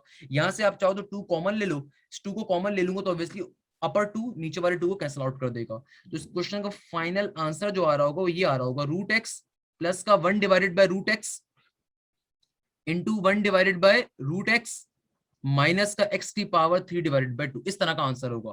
किस तरीके से क्वेश्चन को सॉल्व करा, भाई सिंपल सी बात है कि बेस के ऊपर पावर आ रही है, तो आपने पहले पावर फॉर्मूला यूज करा, पावर में से एक माइनस करके लिखा, और फिर बेस के ऊपर डेरिवेटिव अप्लाई कर दिया। वेरी सिंपल क्वेश्चन मेरा बच्चा। अगला क्वेश्चन डायरेक्टली लिमिट्स का एक फॉर्मूला आ रहा है, सारे बच्चों को पता होगा भाई, ये बहुत कॉमन सी चीज है, इसके अंदर मुझे कोई बताने की जरूरत नहीं पड़नी चाहिए। अगेन मैं आपको 2-2 सेकंड का हर क्वेश्चन के बाद टाइम दे रहा हूँ, जो फॉर्मुलाज वाले क्वेश्चन है अल्लाह के वास्ते आपको खुद से आने चाहिए। ये सिंपल सा फॉर्मूला है बेटा। लिमिट के अंदर हमारा क्या कह रहा है, अगर आप क्वेश्चन को एक बार तरीके से देख लें तो क्वेश्चन बहुत ही मजे की बात कर रहा है। कहता है कभी भी अगर आपकी लिमिट अप्रोच कर रही है, किसके ऊपर अप्रोच कर रही है, एक्स की पावर एन, सॉरी ए के ऊपर, किसी कांस्टेंट टर्म के ऊपर, और एक्स की पावर एन माइनस का ए की power n divide by x minus a. तो बच्चों इसका फॉर्मूला होता है, क्या फॉर्मूला होता है, सिंपल तरीके से एन इंटू ए की पावर एन माइनस वन, इसका आंसर होगा। तो ये आपका मैथ्स का एक बेसिक फॉर्मूला, कभी एक्स अप्रोच कर रहा हो किसी कांस्टेंट टर्म के ऊपर, इस तरह की अगर आपकी एक्सप्रेशन आ रही हो, तो आपका क्या आंसर होता है, एन इंटू ए की पावर एन माइनस का 1, सिंपल सा फॉर्मूला। अच्छा ये क्वेश्चन मजे का आ गया ना, क्या कह रहा है भाई, कह रहा है 4 -4 and 8 are the roots of the equation, what is the equation? आपको सिंपल तरीके से बेटा दो रूट्स गिवन और आपसे कहा जा रहा है इक्वेशन बना के दिखाओ। कैसे बनाओगे इक्वेशन? भाई फॉर्मूला होता है एक्स स्क्वायर माइनस का सम ऑफ रूट। अच्छा आपको रूट्स गिवन है, सही है ना? नहीं नहीं नहीं बेटा, इस क्वेश्चन का आंसर ये सही है, आपको रूट्स गिवन है ना, सही है, कोई मसले की बात नहीं है। क्या फॉर्मूला होता है? एक्स स्क्वायर माइनस का sum of root into x plus का product of root equal to 0। ये इस क्वेश्चन का फॉर्मूला होता है। हमें कभी भी इक्वेशन फॉर्म करनी हो तो बेटा उस इक्वेशन को फॉर्म करने के लिए फॉर्मूला क्या यूज करते हैं? एक्स स्क्वायर माइनस का sum of root into x plus का प्रोडक्ट ऑफ रूट। तो बच्चों यहाँ पे क्या करेंगे? इस फॉर्मूले को यूज कर देंगे। किस तरीके से, आइए देख लेते हैं। अब देखिए यहाँ पे -4 और 8 जो आ रहे हैं मेरे दो रूट्स हैं, पहले इनका सम ले लेते हैं। तो इनका सम ऑफ रूट क्या आ रहा होगा? जो हमें रूट्स गिवन, इनका सम ऑफ रूट क्या आ रहा होगा? पॉजिटिव का 4। सबसे पहले sum of root required equation निकालेंगे ना, तो ये दो रूट्स मुझे गिवन है, तो इनका सम क्या आ रहा होगा? -4 + 8 करूंगा तो ऑब्वियसली सी बात है बेटा मेरे पास पॉजिटिव का 4 आ जाएगा। और जब मैं इनका प्रोडक्ट ऑफ रूट करूंगा तो 4 × 8 क्या हो जाएगा? 4 × 8 = 32, तो माइनस का 32 प्रोडक्ट ऑफ रूट का आंसर होगा। सिंपल तरीके से इसको यहाँ पे पुट कर दीजिए, आंसर आ जाएगा एक्स स्क्वायर माइनस का 4x प्लस का माइनस का 32 इक्वल टू 0। ये इस क्वेश्चन का आंसर होगा। इस बच्चे ने बिल्कुल सही सॉल्यूशन करा हुआ है। आगे बढ़ते हैं, अगला क्वेश्चन जल्दी से। अगेन देखो बेटा ये वाला क्वेश्चन रिपीट हुआ है। क्या कहा था मैंने? क्या आंसर होगा इसका? करवा दिया ना वाला क्वेश्चन, सिंपल सा क्वेश्चन आ रहा है। क्या आंसर होगा? n × a की पावर n - 1। अगला क्वेश्चन देखिए क्या कह रहा है। Third term of a GP is 9 divided by 4, what is the sixth term if 243/32? क्या कह रहा है क्वेश्चन में? The third term of a GP is 9 divided by 4 and the sixth term is 243/32। सही है, कोई मसले की बात नहीं, बच्चों की तरह सॉल्व होगा भाई, बच्चों की तरह। आपको इस क्वेश्चन में थर्ड टर्म की वैल्यू गिवन है, इस क्वेश्चन में T3 की वैल्यू गिवन है। किसकी वैल्यू गिवन है बेटा? T3 की। क्या वैल्यू गिवन है? 9 डिवाइडेड बाय 4। क्या वैल्यू गिवन है? 9 डिवाइडेड बाय 4। कहा जा रहा है बताओ सिक्स टर्म की वैल्यू, सिक्स टर्म की वैल्यू गिवन है कितनी? 243 डिवाइडेड बाय 32। क्या गिवन है? 243/32। आपसे कहा जा रहा है बताओ फर्स्ट टर्म की वैल्यू क्या होगी, और कहा जा रहा है कि बताओ कॉमन रेशियो क्या होगा। बहुत ही बच्चों वाला क्वेश्चन है यार। T3 का मतलब क्या है? जीपी का सिंबल है ना, AR² इज इक्वल टू 9/4। और T6 का मतलब क्या है? AR5 is equal to 243/32। कभी भी जीपी का क्वेश्चन आता है उसके अंदर क्या करते हैं? हमेशा हायर पावर वाली इक्वेशन से लोअर पावर वाली इक्वेशन को डिवाइड करवा देते हैं। तो बेटा क्या बन जाएगा? ये बन जाएगा AR5 equal to 243/32 divided by AR² equal to 9/4। तो भाई ए से ए कैंसिल आउट हो जाएगा, यहाँ पे ऊपर क्या आ जाएगा? Simple R3। फिर क्या हो जाएगा? मैथ्स का बेसिक कॉन्सेप्ट है, एक साथ चीजें डिवाइड हो रही हो, सबसे नीचे वाली चीज ऊपर जाके रेसिप्रोकेट करके लिखी जाएगी, तो 4/9। इसको फर्दर सिंप्लीफाई करवा लीजिए, आपके पास R³ की वैल्यू आ जाएगी। सो क्या आ रही होगी? 243, 9 × 32, सही है, मल्टीप्लाई बाय आपके पास 4/9। सो 9 1 9 एंड देन हाँ सही है, सही है। इसको फर्दर सॉल्व करोगे तो आपके पास क्या आ जाएगा? 927 के ऊपर एंड 4 × 30, सही है, 4 8 32। तो आपके पास सिंपल तरीके से क्या आ जाएगा? 27 डिवाइडेड बाय 8 आ जाएगा। तो ये आपके पास किसकी वैल्यू आ जाएगी? R³ की। R³ की वैल्यू आ रही है तो यहाँ से मेरे पास R की वैल्यू क्या आ जाएगी बेटा? 27 किसका क्यूब होता है? 3 का। 2 का क्यूब क्या होता है? 8। मेरे पास सिंपल तरीके से यहाँ पे क्या आ जाएगा? 3 डिवाइडेड बाय 2 आ जाएगा। मेरे पास क्या आ जाएगा यहाँ पे? सिंपल तरीके से R की वैल्यू आ जाएगी 3 डिवाइड बाय 2। इस R की वैल्यू को 3 डिवाइड बाय 2 को अपनी इधर इस इक्वेशन में पुट करिएगा। आर के अंदर अपनी आर की वैल्यू को पुट करेंगे तो आपके पास सिंपलीफिकेशन के ऊपर ए की वैल्यू आ जाएगी। बच्चों वाला क्वेश्चन है, सॉल्व हो गया। और बताओ भाई क्या मसले की बात है? वैसे अगर चेक करो तो 3/2 सॉल्व करने में डायरेक्टली भी सॉल्व कर लोगे। 3/2 करोगे तो ऑब्वियसली सी बात है, 3 का स्क्वायर 9, 9 का स्क्वायर 4, तो ऑब्वियसली कैंसिल आउट हो जाएगा, वैल्यू 1 आ रही होगी। तो ऑप्शन नंबर सी से करेक्ट आंसर होगा। अच्छा भाई क्वेश्चन नंबर 4 बहुत ही बच्चों वाला, natural exponent sorry common exponent का डेरिवेटिव में फॉर्मूला। यार ये क्वेश्चन भी एनईटी सेट पूछे गए। कॉमन एक्सपोनेंट का फॉर्मूला क्या होता है? यार ये तो मैं नहीं बताऊंगा ना, ये तो आता है ना भाई सबको। क्या होता है भाई? कभी भी कॉमन टर्म के ऊपर पावर आ रही हो, सिंपल तरीके से एज इट इज एक बार अपने क्वेश्चन को लिखोगे, एक बार एज इट इज अपने क्वेश्चन को लिखोगे और फिर ln ले लोगे नीचे वाली चीज पे, फिर डेरिवेटिव लोगे फंक्शन के ऊपर, तो a की पावर x इंटू ln आपका आंसर होगा नन। ऑप्शन नहीं गिवन तो नन होगा ऑब्वियसली यहाँ पे। क्लियर है भाई? क्या मसले की बात है इसके अंदर? क्या मसले की बात है? बच्चे बच्चे सॉल्व करते हैं ऐसे क्वेश्चन, हमारे मुल्क के नर्सरी क्लास का बच्चा करता है सॉल्व बोल के। अच्छा भाई अगला क्वेश्चन देख लेते हैं। बोल रहे हो सर इतने आसान क्वेश्चन आए हुए हैं पेपर में। Find the equation of a circle passing through the origin and point 4,2 having is centre on the line. अच्छा इस क्वेश्चन को करने के दो तरीके हैं। पहला तरीका सबसे आसान तरीका जो हर बच्चे को आना चाहिए, बेटा आपको इक्वेशन ऑफ द सर्कल को फाइंड करना है ना। आपको पॉइंट गिवन है, आपको उसका एक पॉइंट गिवन है, कह रहे हैं कि भाई सर्कल जो है ना ओरिजिन से पास करते हुए जा रहा है, यानी कि आपको एक पॉइंट की तो एटलीस्ट वैल्यू गिवन है ना। ये जो पॉइंट गिवन है आपको उस सर्कल के ऊपर गिवन है, तो आपके पास बारी बारी आपके पास चार ऑप्शन होंगे ना आपके पास, ए बी सी डी। जिस ऑप्शन के ऊपर भी इस पॉइंट की वैल्यू एक्स और वाई में पुट करने के ऊपर 0 = 0 आ जाएगा, वो आपकी इक्वेशन होगी। सिंपल सा कॉन्सेप्ट है। चाहते हो उसको दूसरे तरीके से सॉल्व करें तो उसका दूसरा मेथड भी हो सकता है कि आपके पास सेंटर के, आपके पास क्वेश्चन क्या कह रहा है, आपके पास क्वेश्चन कह रहा है कि आपके पास एक पॉइंट है 4,2, अच्छा इसके ऊपर एक और पॉइंट भी गिवन है 4,2 और सेंटर से एक लाइन भी जा रही है। तो इस क्वेश्चन का एक और तरीका ये हो सकता है कि सेंटर से लेके कोने तक का पहले मैं डिस्टेंस निकाल लूं, मैं बला बला करके लंबी चीज हो सकती है, कहानी हो सकती है। आसान तरीका बेटा यही है जो मैंने आपको समझाया कि आप हिडन ट्राई मेथड यूज कर सकते हो। वरना इसका एक ओरिजिनल मेथड तो ये हो सकता है कि आप सिंपल तरीके से सेंटर के ऊपर एक लाइन गिवन है, उस पॉइंट से लेकर ऑरिजिन तक का डिस्टेंस पहले निकाल लूं एंड देन फिर वहां से कैलकुलेट कर लूं कि आपके पास किस ये सर्कल की इक्वेशन के ऊपर लाई कर रहा है। अच्छा, अगला क्वेश्चन बहुत ही इजी बच्चों वाला क्वेश्चन है, एलिप्स का क्वेश्चन। क्या कह रहा है, the ellipse of 9x² plus का 16y² इक्वल टू 144। किस तरीके से सॉल्व करोगे बेटा, जो भी आपकी कांस्टेंट टर्म आ रही है इक्वल टू के इस तरह दोनों तरफ जाकर इसको डिवाइड करवा दोगे तो क्या बन जाएगा, ये बन जाएगा 9x² डिवाइडेड बाय 144 प्लस का 16y² डिवाइडेड बाय 144, क्योंकि अभी इसको स्टैंडर्ड फॉर्म में लेकर आना है, इक्वल टू के बाद 144 बाय 144।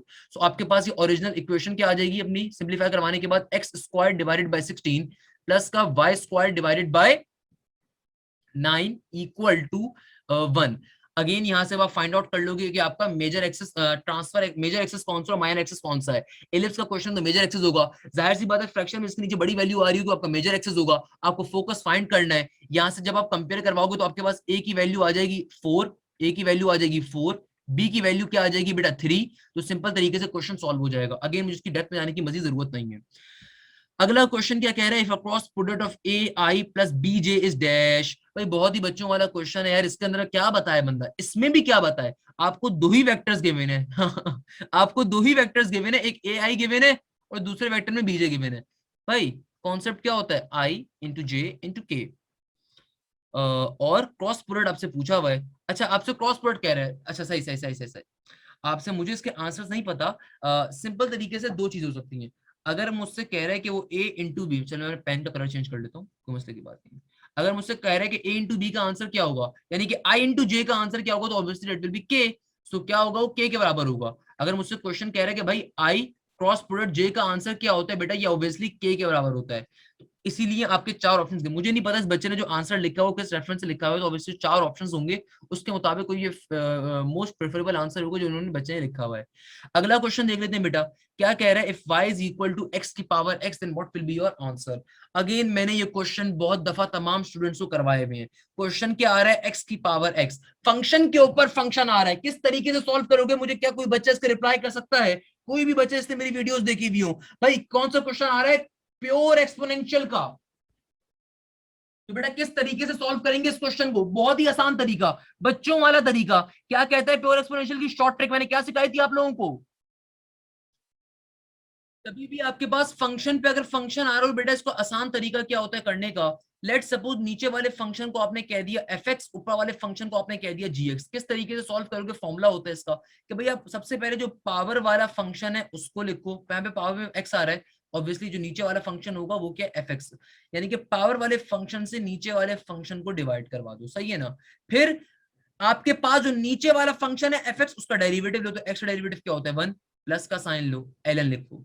ln लिखने के बाद, ln लिखने के बाद आपके पास जो f x है, जो आपके पास fx है, वो इस ln का फंक्शन बन जाएगा, जो कि ऑब्वियसली मेरे पास x आ रहा होगा, इनटू इनटू जो पावर वाला फंक्शन इसको हमने g कहा हुआ है, उसका डेरिवेटिव, x का डेरिवेटिव चूंकि 1 होता है तो एडिट आ जाएगा, और बाहर एक बार एज इट इज अपने क्वेश्चन को उतार दो, यानी कि एफ एक्स की पावर जी एक्स को, जो कि एक्स की पावर एक्स होगा। तो इस क्वेश्चन का आंसर क्या आ जाएगा, ऑब्वियसली एफ एक्स क्या है, एक्स ही है ना मेरे पास, तो एक्स एक्स कैंसिल आउट हो गया। इसका आंसर क्या आ रहा होगा, 1 plus ln x into x की पावर x।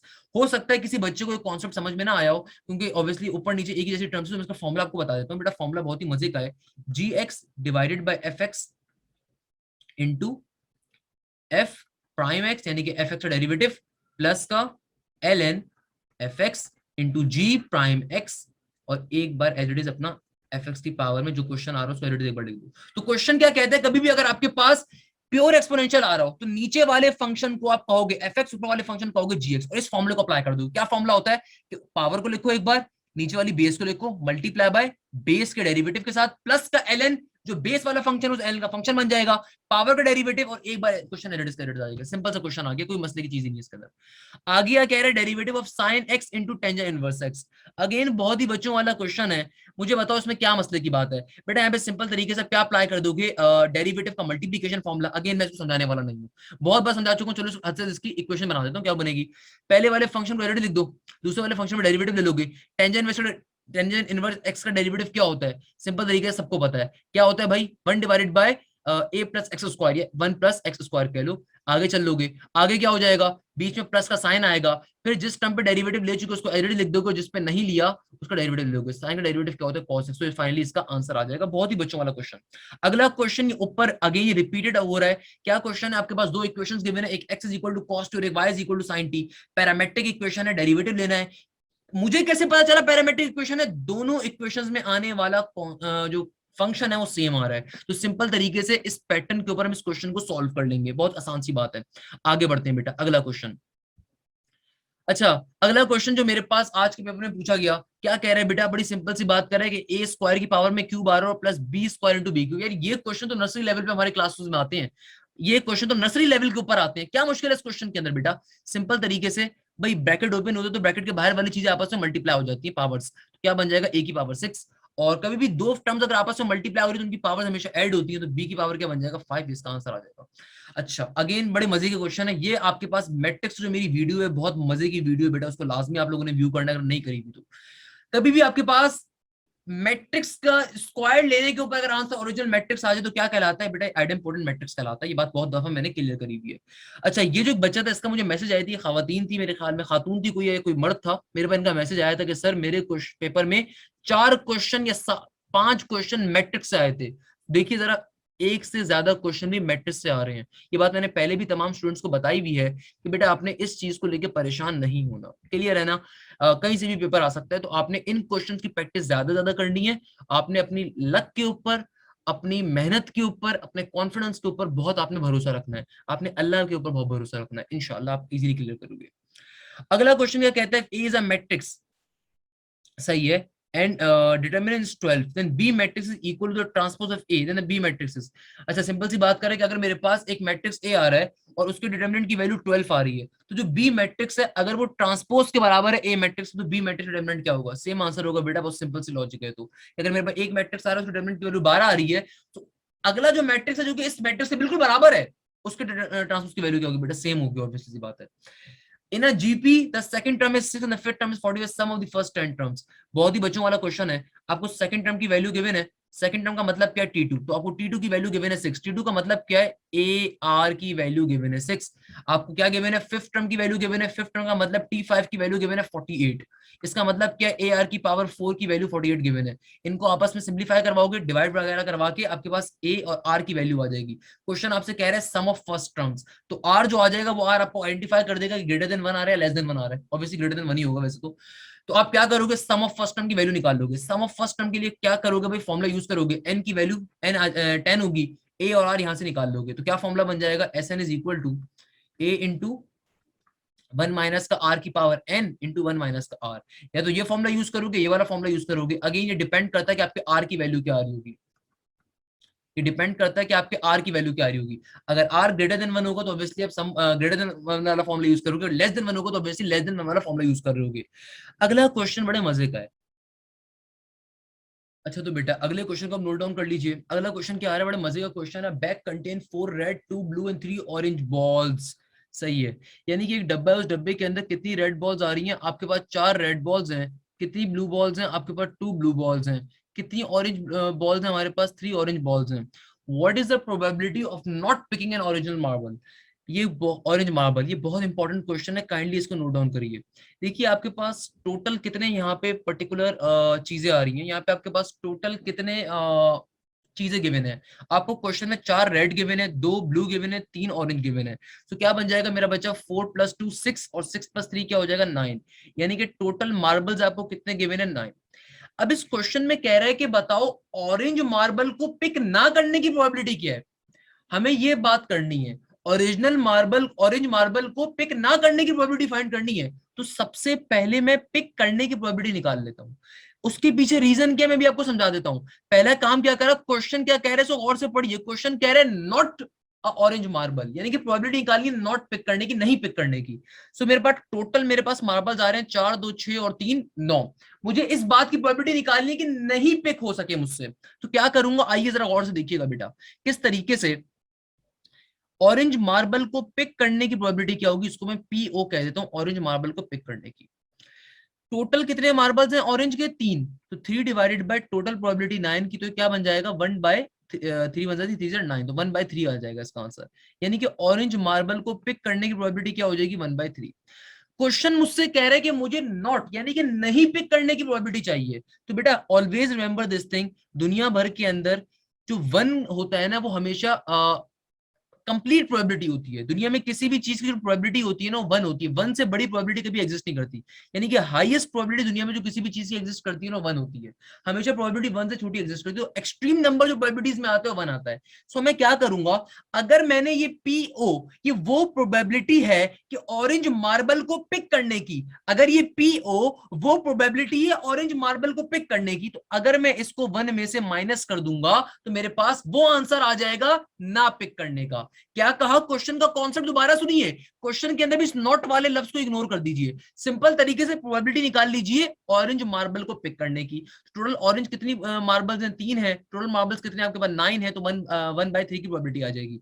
अब मैं जो कॉन्सेप्ट दे रहा हूं तो समझिए, ये हायर कैलकुलस का और हायर स्टैटिस्टिक्स का कॉन्सेप्ट आ रहा है। क्या कॉन्सेप्ट है कि मेरा बच्चा आपके पास जो हाईएस्ट प्रोबेबिलिटी होती है पी होती है। तो अगर मैं हाईएस्ट प्रोबेबिलिटी में से या टोटल प्रोबेबिलिटी में से ये 1/3 की प्रोबेबिलिटी माइनस कर दूंगा जो कि पिक करने की है, तो रिमेनिंग जो प्रोबेबिलिटी आएगी मेरे पास वो किस चीज की आएगी, ना पिक करने की आ जाएगी।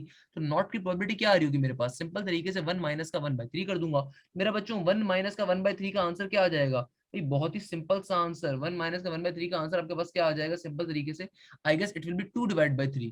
तो आपके पास ये प्रोबेबिलिटी का आंसर आ रहा होगा। मेरा ख्याल है 7/9 यहाँ पे गलत आंसर है, और ये आंसर इसका 2/3 आ रहा होगा इस पैटर्न के ऊपर, सिंपल तरीके से।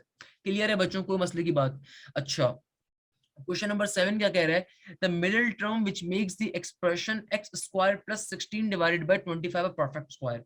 आई must say it must be a one. Check कर लेते हैं भाई, सिंपल तरीके से इस क्वेश्चन के अंदर कुछ भी मुश्किल चीज नहीं है वैसे तो।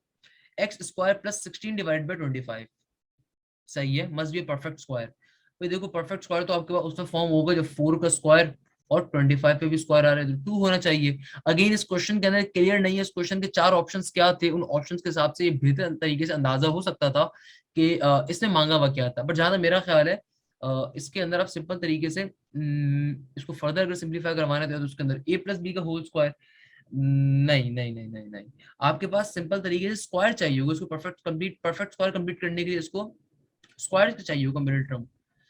मेरा ख्याल है इस क्वेश्चन के अंदर फर्दर क्लेरिफिकेशन हमें उस वक्त में मिलेगी अगर मेरे पास चारों किसके ऑप्शंस अवेलेबल होंगे, क्योंकि इस क्वेश्चन में ऑप्शंस अवेलेबल नहीं है तो it is quite difficult to pick किस क्वेश्चन में कहना क्या चाह रहा है। मेरा जहां तक ख्याल है या तो इस क्वेश्चन के अंदर कोई भंड मारा हुआ इन्होंने, कोई इन्होंने बाहर कुछ स्क्वायरिंग वगैरह नहीं करी हुई, या कोई रूट्स वगैरह नहीं लगाए हुए, या पर्टिकुलर बाहर कोई चीज पावर गायब है, या अगर ऐसे ही क्वेश्चन है देन इस क्वेश्चन के अंदर मांगा हुआ क्या वो मेरे ख्याल में अंदाजा में ऑप्शंस को देख के हो रहा होगा। अगला क्वेश्चन बहुत ही आसान सा है कि 1 divided by 1 plus tan square किसके बराबर होता है।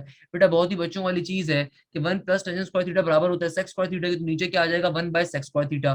1 प्लस टेन स्क्वायर थीटा किसके बराबर होता है, सेक्स स्क्वायर थीटा के, तो 1 divide by sec square theta बराबर होता है कॉस स्क्वायर थीटा के।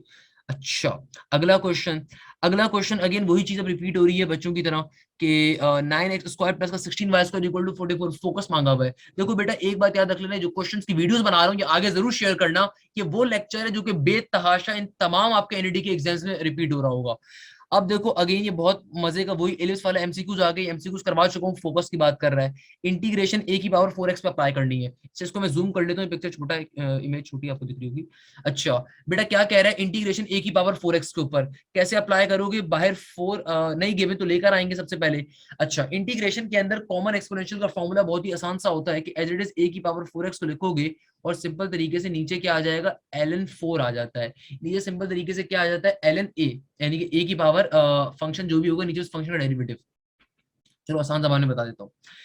कॉमन एक्सपोनेंशियल का इंटीग्रेशन में क्या फॉर्मूला होता है, अगर फंक्शन का बाहर डेरिवेटिव मौजूद है तो एज इट इज आप एक बार a की पावर fx को लिखोगे और फिर नीचे आ जाएगा ln a। ये फॉर्मूला होता है इंटीग्रेशन में कॉमन एक्सपोनेंट का।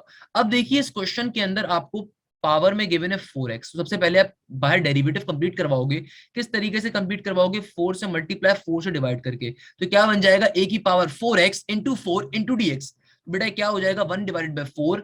यहाँ पे क्या हो जाएगा? सिंपल तरीके से डेरिवेटिव कंप्लीट हो गया बाहर पावर का, तो यहाँ पे फॉर्मुला अप्लाई कर दूंगा। क्या फॉर्मुला होता है? a की power 4x as it is आएगा, और नीचे एक बार ln a लिख दिया जाएगा। ये इसका फाइनल आंसर आ रहा होगा if I am not wrong. Again ये स्विमिंग वाली बात मैंने पहले लिखवा दी है। हाउ मेनी वेज कैसे लिखा जा सकता है? Probability of obtaining a red king in 52 cards. बहुत ही बच्चों वाला क्वेश्चन है रेड किंग निकालने का। यार ये कोई बच्चों वाले क्वेश्चन आते हैं?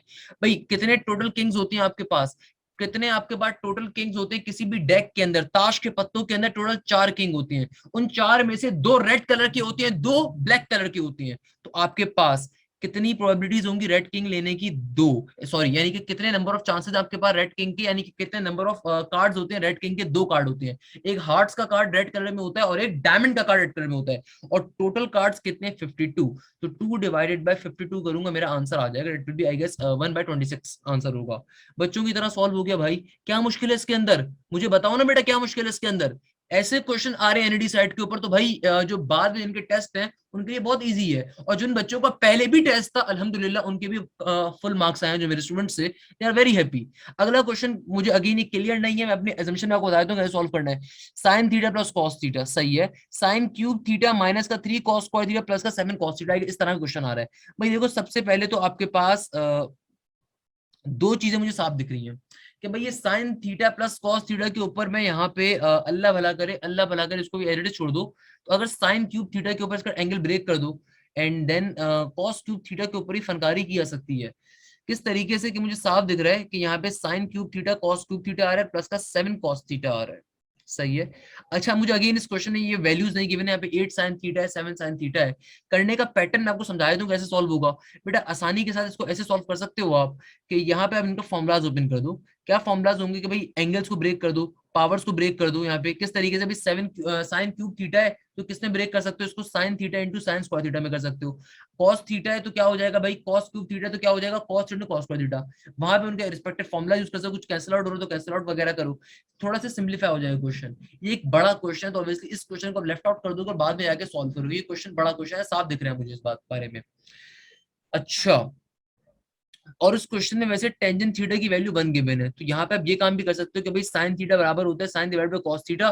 टेंजेंट थीटा की वैल्यू होती है, तो यहाँ से अगर मैं साइन थीटा की वैल्यू निकाल सकता हूँ। साइन थीटा की वैल्यू क्या आ जाएगी? साइन थीटा बराबर आ जाएगा कॉस थीटा के।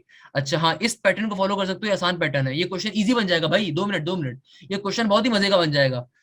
टेंजेंट थीटा की वैल्यू 1 आ रही है। टेंजेंट थीटा का फॉर्मूला क्या होता है? Sine theta divide by cos theta equal to 1। तो यहां से अगर मैं साइन कॉस थीटा में डिवाइड हो रहा है, वहां पे 1 से मल्टीप्लाई होगा तो साइन थीटा की वैल्यू आ गई। क्वेश्चन में जहां जहां तुम्हारे पास साइन थीटा आ रहा है वहां पे तुम कॉस थीटा पुट कर दो और फिर सिंप्लीफाई करवाओगे, 2 मिनट में सॉल्व हो जाएगा, 2 सेकंड में सॉल्व हो जाएगा। अब बताओ भाई, इजीली सॉल्व हो जाएगा क्वेश्चन तो, कि टेंजेंट थीटा इक्वल टू 1 से आपने यहाँ साइन थीटा की वैल्यू निकाल ली, जहां जहां साइन आ रहा है कॉस पुट कर दिया, सिंप्लीफिकेशन करोगे आंसर आ जाएगा। अच्छा दूसरे पेज पे जो यहाँ पे क्वेश्चन आ रहा है, क्या आ रहा है? बहुत ही बच्चों वाला क्वेश्चन है, डेरिवेटिव बारी बारी दोनों पे अप्लाई करोगी। 2 की पावर एक्स पे डेरिवेटिव, बेटा कॉमन एक्सपोनेंशियल का डेरिवेटिव क्या होता है? 2 की पावर एक्स का डेरिवेटिव एक बार लिखोगे, ln लोगे किसके ऊपर? नीचे वाली टर्म के ऊपर, और एक्स का डेरिवेटिव एक्स ही होता है। 3 की पावर एक्स का डेरिवेटिव क्या होगा मेरा बच्चा? सिंपल तरीके से 3 की पावर एक्स डेरिवेटिव एक बार लिखोगे, फिर ln 3 आ जाएगा, क्वेश्चन सॉल्व हो गया, ये इसका आंसर होगा।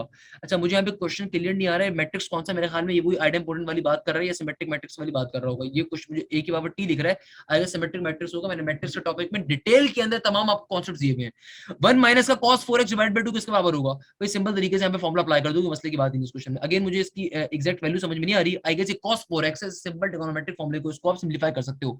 cos 4x को आ रहा है तो cos 2x पर डबल एंगल भी यूज कर सकते हो। यहाँ पे जो भी ऑप्शन होंगे उनके हिसाब से आपको समझ में आ जाएगा। अगला क्वेश्चन मुझे बिल्कुल समझ में नहीं आ रहा, equation whose roots are dash and dash. अच्छा सही है सही है सही है, अगला क्वेश्चन समझ में आ गया मुझे। एक ऐसी इक्वेशन जिसके रूट्स अल्फा और 2 अल्फा हो।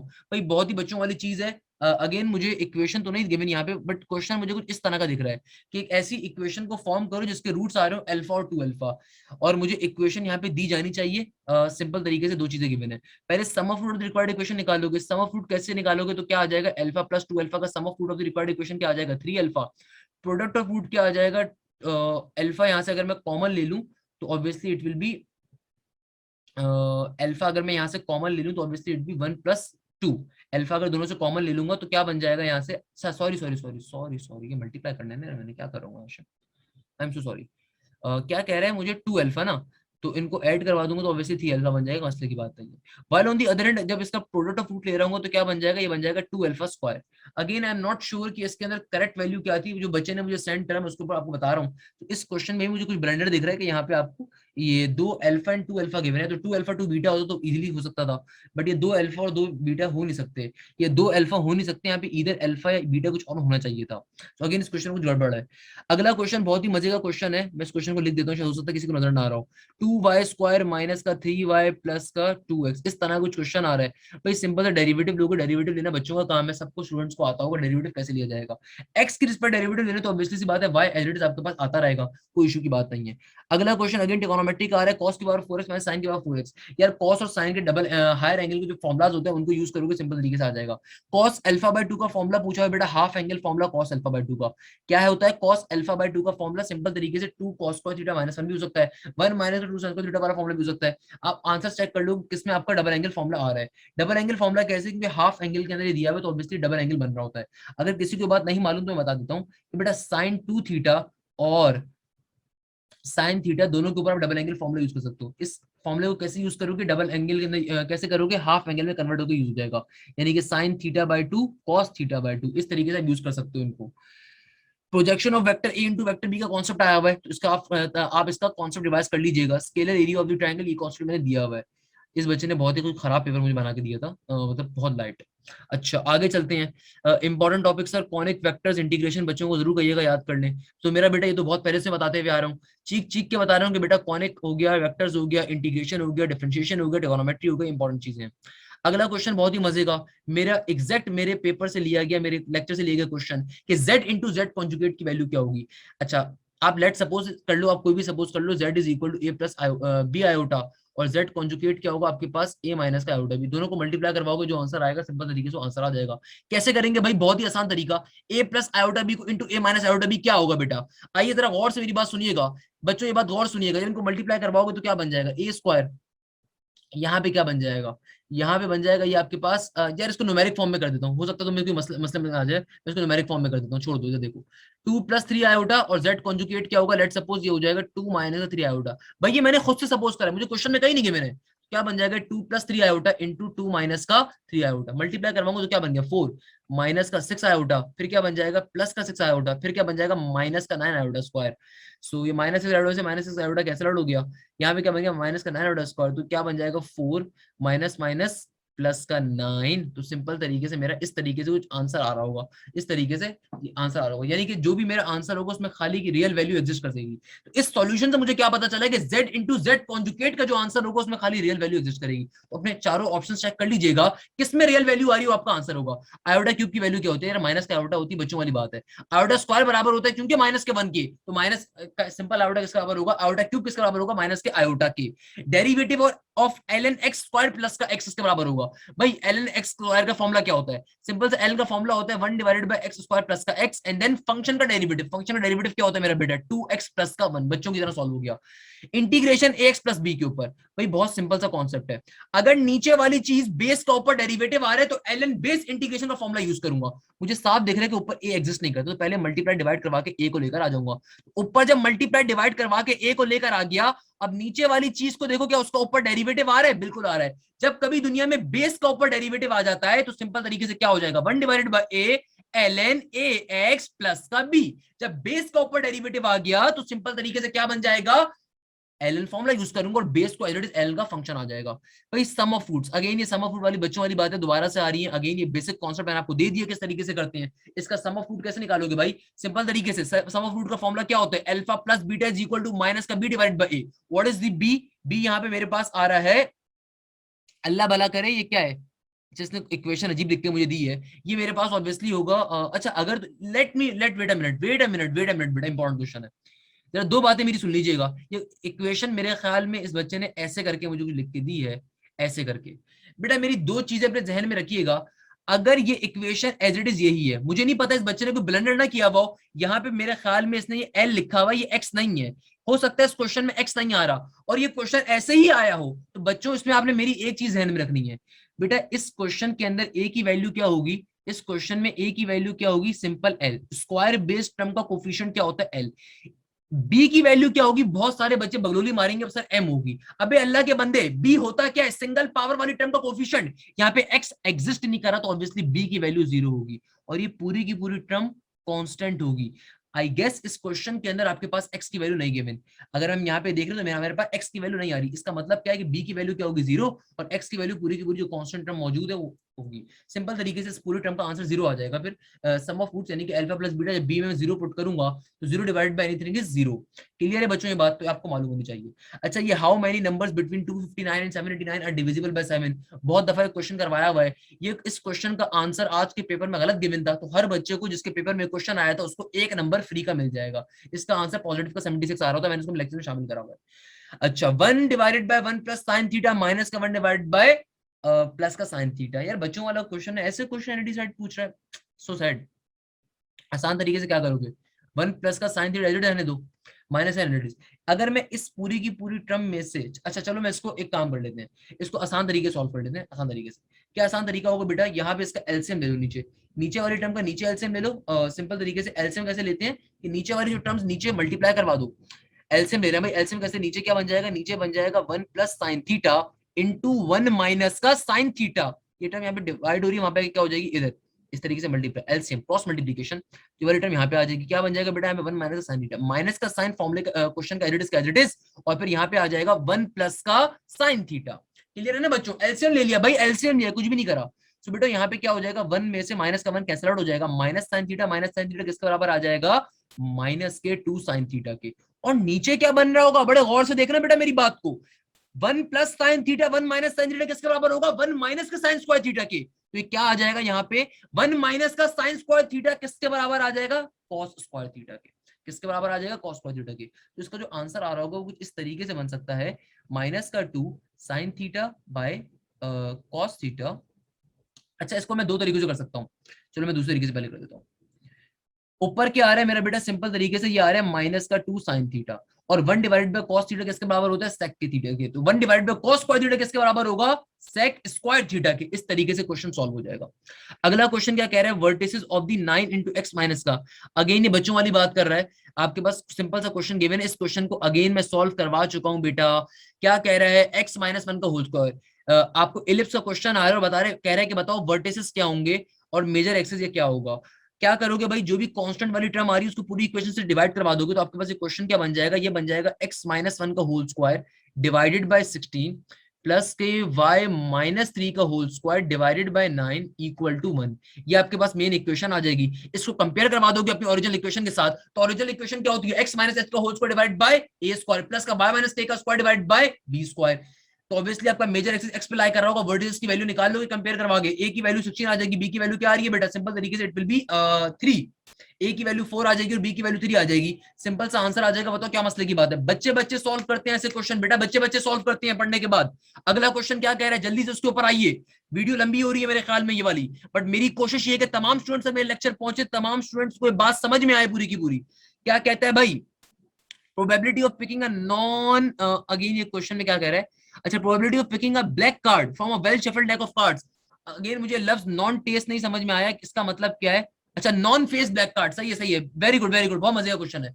क्वेश्चन बहुत इंपॉर्टेंट है ये वाला। क्या कह रहा है, probability of picking a non face black card from a well shuffled deck of playing cards. बेटा टोटल एक डेक में कार्ड होते हैं 52, एक डेक में टोटल कितने कार्ड्स होते हैं, 52। क्वेश्चन क्या कह रहा है, क्वेश्चन कह रहा है कि non face black card, total black cards कितने होते हैं, टोटल ब्लैक कार्ड 26 होते हैं, टोटल रेड कार्ड्स कितने होते हैं 26, 26 26 जब ऐड करते हो तभी 52 बनता है।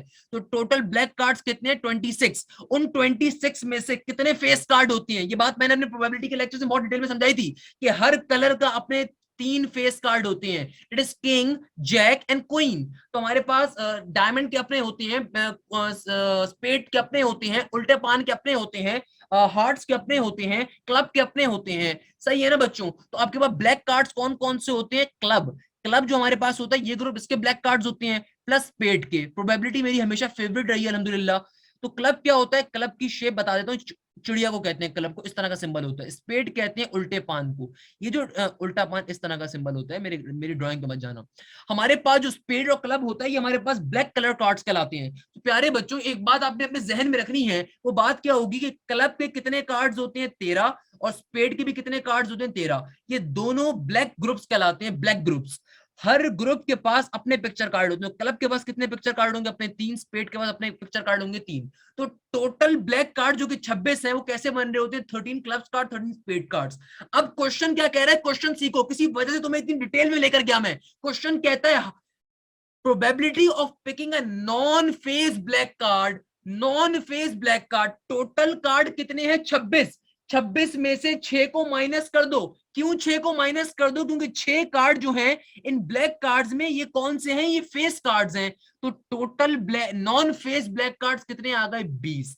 और वेल शफल डेक में कितने टोटल कार्ड्स होते हैं? यानी कि हर कलर के 52 होती हैं। तो प्रोबेबिलिटी क्या आ जाएगी? 20 डिवाइड बाय 52 तुम्हारा आंसर होगा। सिंपल सा क्वेश्चन है भाई। नॉन फेस कार्ड कितने होते हैं ब्लैक के अंदर? 20 होंगे ना, क्योंकि 3 फेस कार्ड आपके पास क्लब में होते हैं, 3 फेस कार्ड स्पेड में होते हैं। तो 3 + 3 कितने बन गया? 6। यानी कि टोटल ब्लैक कार्ड जो होते हैं वो 26, और 26 में से 6 कार्ड होते हैं फेस के, यानी कि किंग का, क्वीन का, जैक का। तो 6 माइनस कर दिया मैंने 26 में, तो आंसर क्या आ गया? 20। यानी कि total non face black card कितने? 20।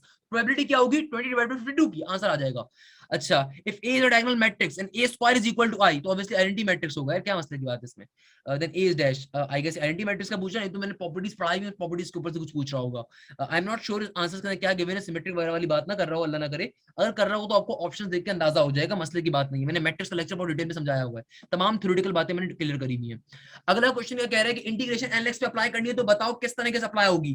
बेटा बहुत ही बच्चों वाला क्वेश्चन है। क्या कह रहा है इंटीग्रेशन एलएक्स के ऊपर? भाई ln x का इंटीग्रेशन में खुदारा कोई फॉर्मूला नहीं होता। ln x का इंटीग्रेशन में कोई फॉर्मूला नहीं होता। अल्लाह के नमूने 1/x लिख के आ जाएंगे यहाँ पे। अबे अल्लाह के बंदे क्वेश्चन तो देख के आ रहे हैं तुम्हारे पास। ln x यहाँ पे इंटीग्रेशन बाय पार्ट्स का कॉन्सेप्ट यूज होगा। सर कैसे? मेरा बेटा इंटीग्रेशन बाय पार्ट्स क्यों यूज होगा? क्योंकि इंटीग्रेशन में ln x का कोई फॉर्मूला एग्जिस्ट नहीं करता। मुझे नहीं पता आपने इंटरमीडिएट मैथ्स किससे पढ़ी, बट अगर मुझसे पढ़ी है तो मैं आपको साफ बता देता हूँ। इसका आपको इंटीग्रेशन ln x का वैसे फॉर्मूला याद होना चाहिए। क्या होता है भाई? सिंपल तरीके से, वैसे मैंने अपने लेक्चर में शामिल किया था इसको, मैंने पढ़ाया है अपने कॉन्सेप्ट के अंदर। x into ln x minus का x, यानी कि ln x के ऊपर कभी भी इंटीग्रेशन अप्लाई हो रही होगी तो आप दूसरी टर्म 1 सपोज करेंगे, u इंटू वी का फॉर्मूला अप्लाई करेंगे, आपके पास आंसर आ जाएगा। अब फाइनली आप यहाँ पे क्या अप्लाई कर दोगे? लिमिट्स को अप्लाई कर दोगे। अपर लिमिट e गिवन है, लोअर लिमिट 1 गिवन है। क्वेश्चन में लिमिट्स कैसे अप्लाई होंगी इसको सीख लीजिए।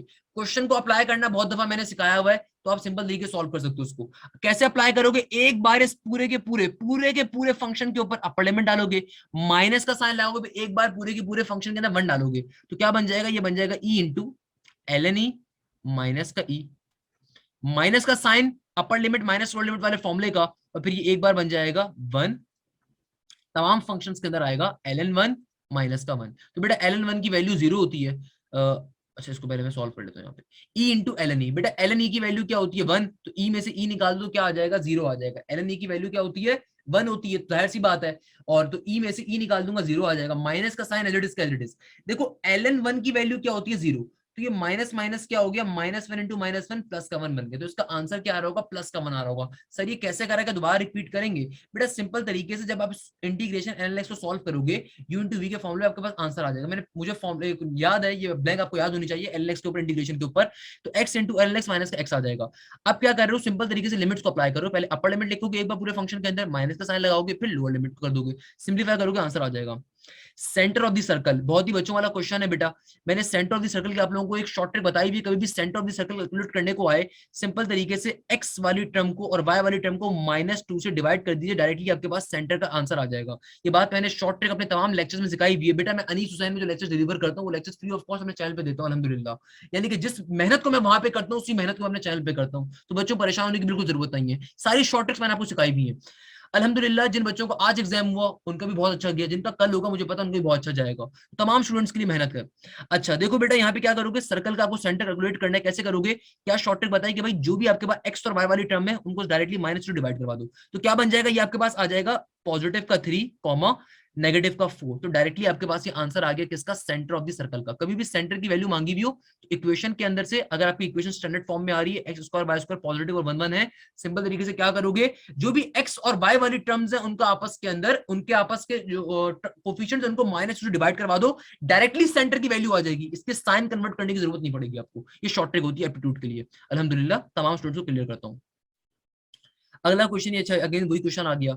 अब ये क्या कह रहा है, a इंटू ए की पावर ट्रांसपोज, यानी कि कभी भी एक मैट्रिक्स का ट्रांसपोज ओरिजिनल मैट्रिक्स के बराबर आ जाए, किसके बराबर होता है, सिमेट्रिक मैट्रिक्स के बराबर होता है। बेटा अगेन मेरी मैट्रिक्स की वीडियोस लाजमी देख लीजिएगा, अगर आपका टेस्ट है और आपने मैट्रिक्स वाला लेक्चर नहीं लिया हुआ, वो लेक्चर मेरा बड़ा खूबसूरत लेक्चर है, बहुत इंपॉर्टेंट लेक्चर, उसको लाजमी देख के जाइएगा। अच्छा बाकी सारी फिजिक्स वगैरह के न्यूमेरिकल्स आ रहे हैं, तो उनको ऑब्वियसली मैं नहीं देख रहा हूँ।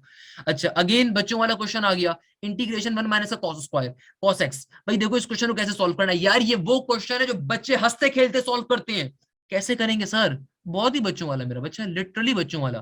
भाई 1 माइनस का कॉस स्क्वायर किसके बराबर होता है, साइन स्क्वायर के, तो रूट के अंदर क्या आ जाएगा, सिंपल साइन स्क्वायर एक्स।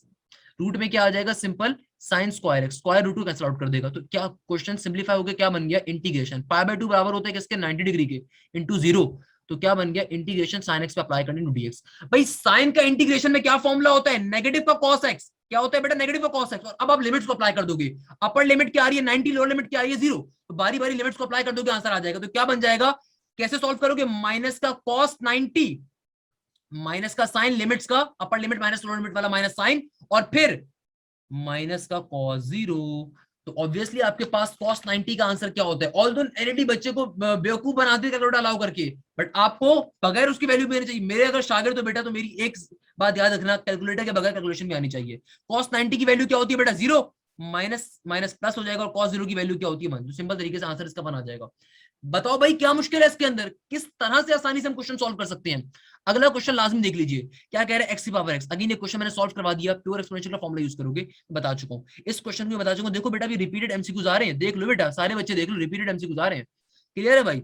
अगला क्वेश्चन क्या कह रहा है आपसे, अगला क्वेश्चन आपसे कह रहा है कि अल्लाह भला करे, cos x divided bye tangent sin x। यार इसको सिंपलीफाई करोगे कुछ भी नहीं है, टेंजेंट x का फॉर्मूला क्या होता है, sin बाय cos, यहाँ पे क्या आ जाएगा cos x, टेंजेंट x का फॉर्मूला क्या होता है, sin divided by cos x into sine x, नीचे तो बन जाएगा साइन स्क्वायर एक्स, और ये cos x नीचे डिवाइड हो रहा है मल्टीप्लाई हो जाएगा, इसका फाइनल आंसर क्या आ जाएगा, cos square x divided by sine square x. I guess इस क्वेश्चन का जो आंसर होगा वो आपके पास होगा cot स्क्वायर एक्स। अगला क्वेश्चन एक अच्छा मुझे क्वेश्चन लग रहा है, क्या कहता है 2x प्लस का 4 लेस। अच्छा ये वाले क्वेश्चन लिटरली बहुत इंपॉर्टेंट है, ये नॉर्मली मैं आईबीए सेट बच्चों को करवाता हूँ, आईबीए की जो बैचेस पढ़ा रहा होता हूँ डिफरेंट जगहों के ऊपर। भाई देखो इस क्वेश्चन की जरा ट्रिक समझ लीजिएगा, इस क्वेश्चन की ट्रिक बहुत मजे की है। आपको इस क्वेश्चन में दो कंडीशंस गिवन है। कंडीशन नंबर 1 कहता है कि भाई ये कंडीशन है, कंडीशन नंबर 2 ये कंडीशन आ रही है। आपको 4 ऑप्शंस गिवन होंगे, आपने क्या करना है, आपने बारी बारी आपने जरा इन चारों ऑप्शंस को देख लीजिए। पहला ऑप्शन कहता है कि x की जो वैल्यू है ना वो 2 से बड़ी है मगर -3 से छोटी है। अच्छा इस बच्चे ने या इस बच्ची ने गलत मुझे सोल्यूशन दिया है, +3 से, अगर 2 से बड़ी और -3 से छोटी तो ऑब्वियसली ऑप्शन है, तो कभी पॉसिबल ही नहीं है मेरे पास।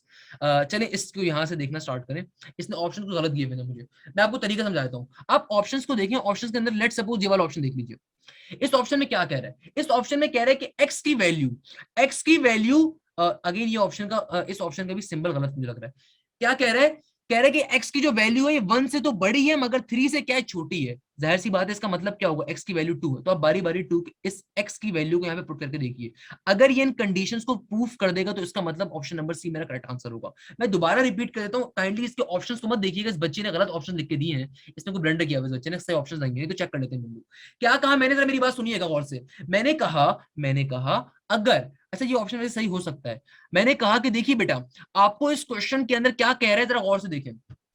आपने ऑप्शन सी को देखा, इस ऑप्शन सी में क्या कह रहा है कि x की वैल्यू 1 से तो बड़ी है मगर 3 से छोटी है। भाई ऐसा कौन सा नंबर है जो 1 से बड़ा होगा मगर 3 से छोटा होगा, जाहिर सी बात है 2 एक वो नंबर है जो 1 से बड़ा होगा और 2 से छोटा होगा।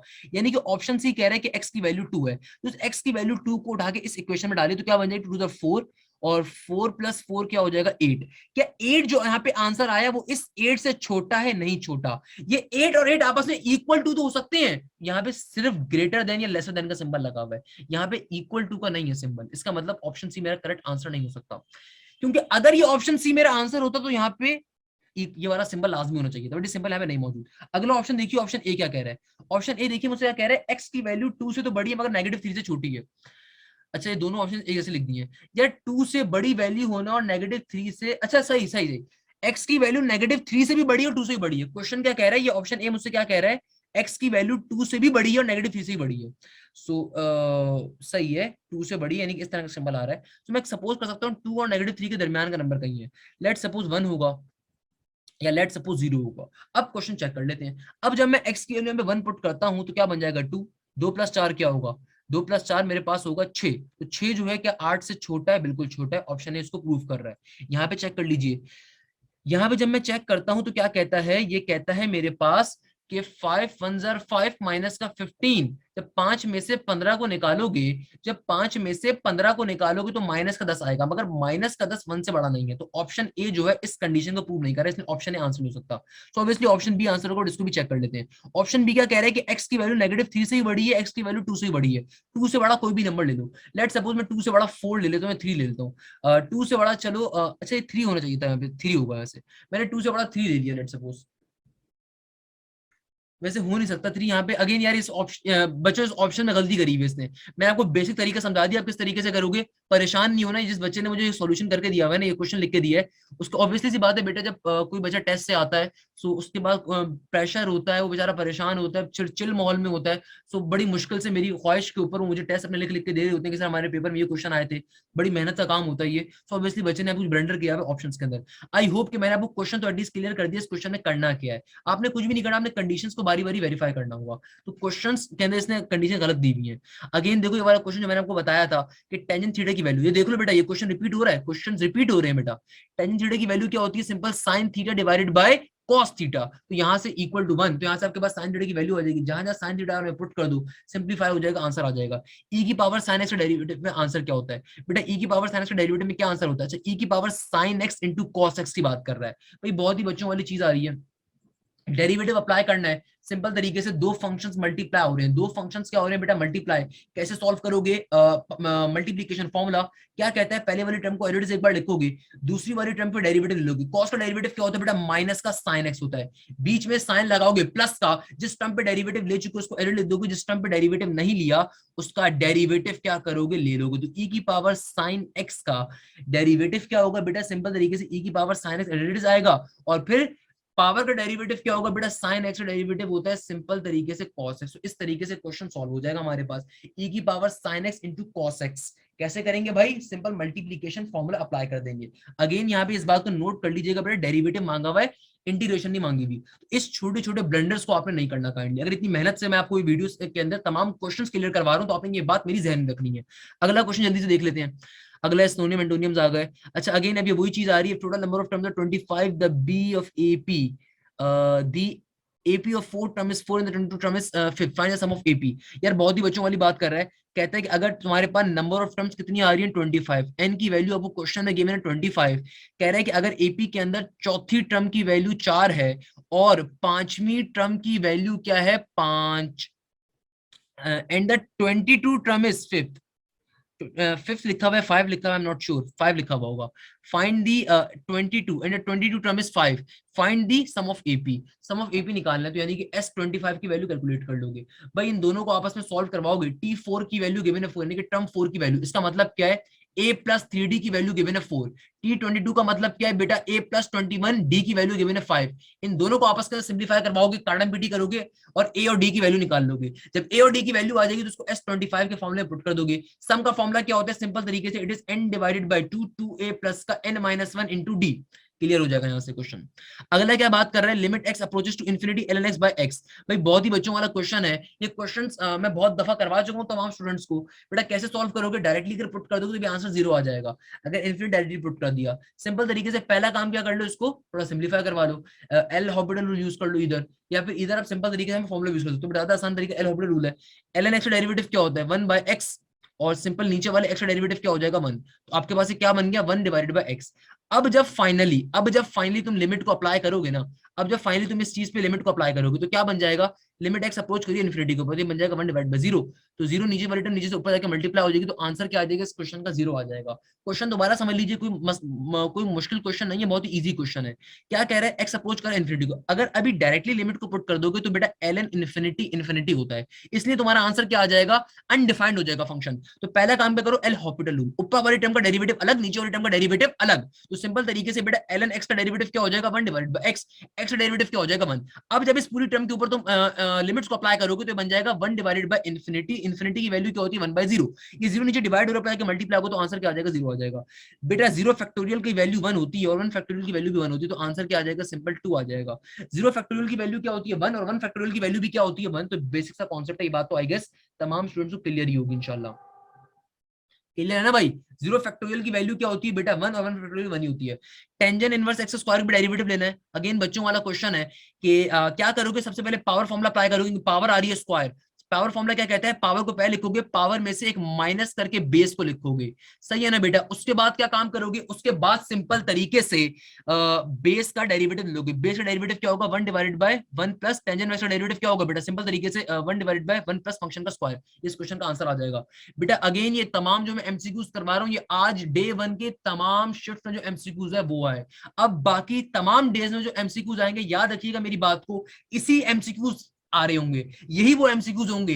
That's how you will crack और ace your NED aptitude exam. वो बच्चे इनका बाद में पेपर होगा, उनके लिए बड़ी आसानी होगी इसके लिए, पहले बता रहा हूँ इस बात को मैं बहुत क्लियरली। ये तमाम एमसीक्यूज बड़े मेहनत से मैंने जमा करे हैं, सबका एक साथ वीडियो बनाना ताकि इजी हो जाए। अगेन बेटा ये एमसीक्यू बता चुका हूँ, how many numbers are there divisible by 7 into 56 and 789, इसका आंसर क्या होगा? 76 होगा। आपके पेपर के अंदर इसका आंसर गलत गिवन था, एक नंबर सबको फ्री का मिल जाएगा। Arithmetic mean between a minus b, 9a plus 11b के दरमियान अर्थमेटिक मीन, बहुत ही बच्चों वाला क्वेश्चन है बेटा। अच्छा, fourth arithmetic mean, fourth arithmetic mean की वैल्यू फाइंड करनी है। ये क्वेश्चन लिटरली बहुत मजे का है। क्या कह रहा है? आपसे कह रहा है कि आपके पास एक आ रहा है a माइनस बी इंटू पहला अर्थमेटिक मीन, दूसरा अर्थमेटिक मीन, तीसरा अर्थमेटिक मीन, चौथा अर्थमेटिक मीन, और एक्सट्रीम वैल्यूज कौन कौन सी हैं? a माइनस बी और 9a प्लस का 11b, इनके दरमियान आपको चौथे अर्थमेटिक मीन की वैल्यू निकालनी है। बेटा अर्थमेटिक मीन का फॉर्मूला क्या होता है? अर्थमेटिक मीन का फॉर्मूला होता है a प्लस एन डी। तो आपको चूंकि यहाँ पे n क्या गिवन है? 4, क्योंकि आपको 4 arithmetic mean, total arithmetic mean कितने गिवन है? 4, तो ये क्या आ जाएगा? a4 is equal to a plus 4d। a क्या होता है? एक्सट्रीम वैल्यू ये वाली, b क्या होती है? ये वाली एक्सट्रीम वैल्यू, पूरी की पूरी एक्सट्रीम वैल्यू b कहलाती है। सबसे पहले d कैलकुलेट कर लेंगे, d क्या आ जाएगा बेटा? d की वैल्यू क्या आ रही होगी? d का फॉर्मूला होता है b माइनस का a divided by n plus 1, तो बेटा d की वैल्यू, b की वैल्यू क्या आ रही है आपके पास? b, ये पूरी की पूरी टर्म एक्सट्रीम वैल्यू b कहलाती है, वाली पूरी की पूरी टर्म एक्सट्रीम वैल्यू a कहलाती है, तो क्या बन जाएगा? 9a प्लस का 11b, माइनस माइनस साइन फॉर्मूले का, ए की वैल्यू क्या है? ए माइनस का बी डिवाइडेड बाय एन, यानी कि 4 प्लस 1 क्या हो जाएगा? 5। तो जब इसको माइनस ब्रैकेट ओपन होगा तो माइनस है, तो 9 में से 9 ए में से जब आप एक ए निकाल दोगे तो क्या बनेगा? 8a plus 11b minus minus plus का 12b हो जाएगा, ऑब्वियसली सी बात है, नीचे 5 का 5, तो डी की वैल्यू आपके पास ये आ रही होगी। इसको उठा के आप फॉर्मूले में पुट कर दो, ए के अंदर ए की वैल्यू और प्लस के 4d के अंदर d की वैल्यू, तो क्या बन जाएगा? आसान सी चीज बन जाएगी। a की वैल्यू क्या आ रही है बेटा? सिंपल तरीके से आ रही है a माइनस का b, और प्लस का 4 फॉर्मूले का एज इट इज का एज इट इज, d के अंदर d की वैल्यू पुट कर देता हूँ। d की वैल्यू क्या आई मेरे पास? 8a प्लस का 12b डिवाइडेड बाय 5, इसको सिंपलीफाई करूंगा, मेरे पास फोर्थ अर्थमेटिक मीन की वैल्यू आ जाएगी। That's how we will solve this question. भाई ये तमाम कॉन्सेप्ट मैंने अपने लेक्चर्स में दिए हुए हैं, अल्हम्दुलिल्लाह मेरे तमाम एप्टीट्यूड के लेक्चर्स क्लियर हैं तमाम स्टूडेंट्स के लिए।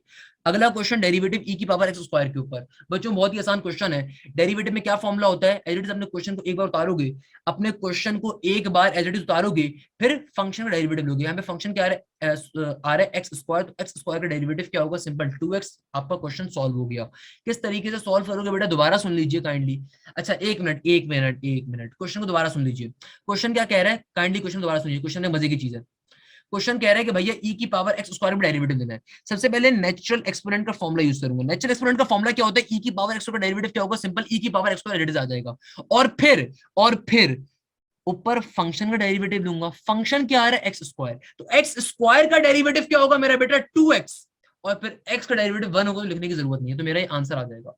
डेरिवेटिव ln sin x के ऊपर क्या होगा मेरा बेटा? डेरिवेटिव ln sin x के ऊपर, एलन साइन एक्स का फॉर्मूला क्या होता है बेटा? सिंपल तरीके से एलन का डेरिवेटिव में फॉर्मूला 1 डिवाइडेड बाय फंक्शन, तो 1 डिवाइडेड बाय साइन एक्स, और भाई जब डेरिवेटिव साइन एक्स का क्या होगा? सिंपल तरीके से कॉस एक्स। सिंपल सा क्वेश्चन है भाई, बताओ क्या मसले की बात है यार? मुझसे पढ़ा है तुम लोगों ने, क्या मसले की बात है इसके अंदर? अगला क्वेश्चन देख लो क्या कह रहा है, हाउ मेनी प्ले नीदर, कितने बच्चों ने बिल्कुल भी नहीं खेला, 57। अगेन ये application of Venn diagram sets का लेक्चर मैंने अभी रिसेंटली अपलोड करा था, अल्हम्दुलिल्लाह बहुत डिटेल में किया था, बच्चे बड़ा खुश हुए थे। बताओ भाई कैसे सॉल्व करोगे, किस तरीके से सॉल्व करोगे, आसान सा क्वेश्चन है यार, टोटल गिवन है तुम्हें, ये तुम्हें वैल्यू गिवन है पहले सेट की, वैल्यू गिवन है दूसरे सेट की, तो बताओ नीदर प्ले किसने किया होगा, ये क्वेश्चन से क्लियर नहीं लिखा और मैं बता देता हूँ क्या होगा यहाँ पे। वो कह रहे हैं कि भाई अगर 57 बच्चों ने कुछ काम ए करा है, 19 बच्चों ने काम बी करा है और 11 बच्चों ने दोनों काम करे, तो बताओ नीदर किसने किया होगा। तो भाई इसमें क्या मुश्किल की बात है बेटा, क्या मुश्किल है इसके अंदर,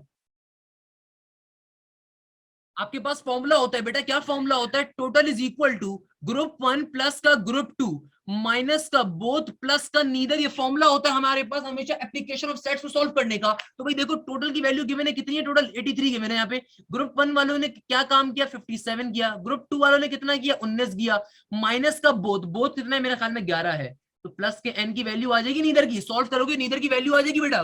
बच्चों वाला क्वेश्चन है, probability of obtaining a no ace card in a deck, बहुत ही बच्चों वाला क्वेश्चन है, क्या कह रहे हैं नो एस कार्ड, टोटल एक डेक में कितने एस कार्ड होते हैं, एस का मतलब कार्ड, कौन सा वाला कार्ड, यक्का, यक्का कहलाता है, अगर ताश फाश नहीं खेलते तो यूनिवर्सिटी आके खेलना सीख लेना बेटा, क्या होता है भाई एस कार्ड, यक्का कहलाता है। पूरे डेक के अंदर 52 पत्तों के अंदर से कितने एस होते हैं, चार, हर ग्रुप पर एक। क्वेश्चन समझ लो क्या कह रहा है कि भाई of obtaining no ace card, यानी कि एस कार्ड ना आने की प्रोबेबिलिटी पूछ रहा है, इस बात को अपने जहन में रखिएगा। तो सबसे पहला काम क्या करो, सबसे पहला आने की निकाल लो, क्या करो आने की निकाल लो, टोटल एस कार्ड कितने होते हैं चार, तो 4 डिवाइडेड बाय 52, तो 4 बाय 52 क्या बन जाएगा बेटा, सिंपल तरीके से 4 divide by 52 one, I guess simple तरीके से, अरे क्या हो रहा होगा आपके पास 1/13, आपके पास आंसर आ जाएगा 1/13। ये 1/13 जो आया है क्या आया, ये एस कार्ड आने की प्रोबेबिलिटी आई। मैंने इस कॉन्सेप्ट को भी क्लियर करा कि अगर नो एस कार्ड चाहिए, यानी कि क्वेश्चन आपसे कह रहे हैं कि प्रोबेबिलिटी ना आने की क्या है एस कार्ड की, आपको ये निकालना है। भाई टोटल प्रोबेबिलिटी क्या होती है, वन, तो वन में से आने की माइनस करवा दो, आंसर आ जाएगा। तो वन माइनस का क्या हो जाएगा, वन माइनस का 1/13, सही आंसर लिखा हुआ है बच्चे ने मेरे ख्याल में, वन माइनस का 1/13 क्या हो जाएगा, 12 डिवाइड बाय 13, बच्चा इंटेलिजेंट है जिसने भी काम करके मुझे सेंड करा हुआ है, 12/13 आंसर आ जाएगा।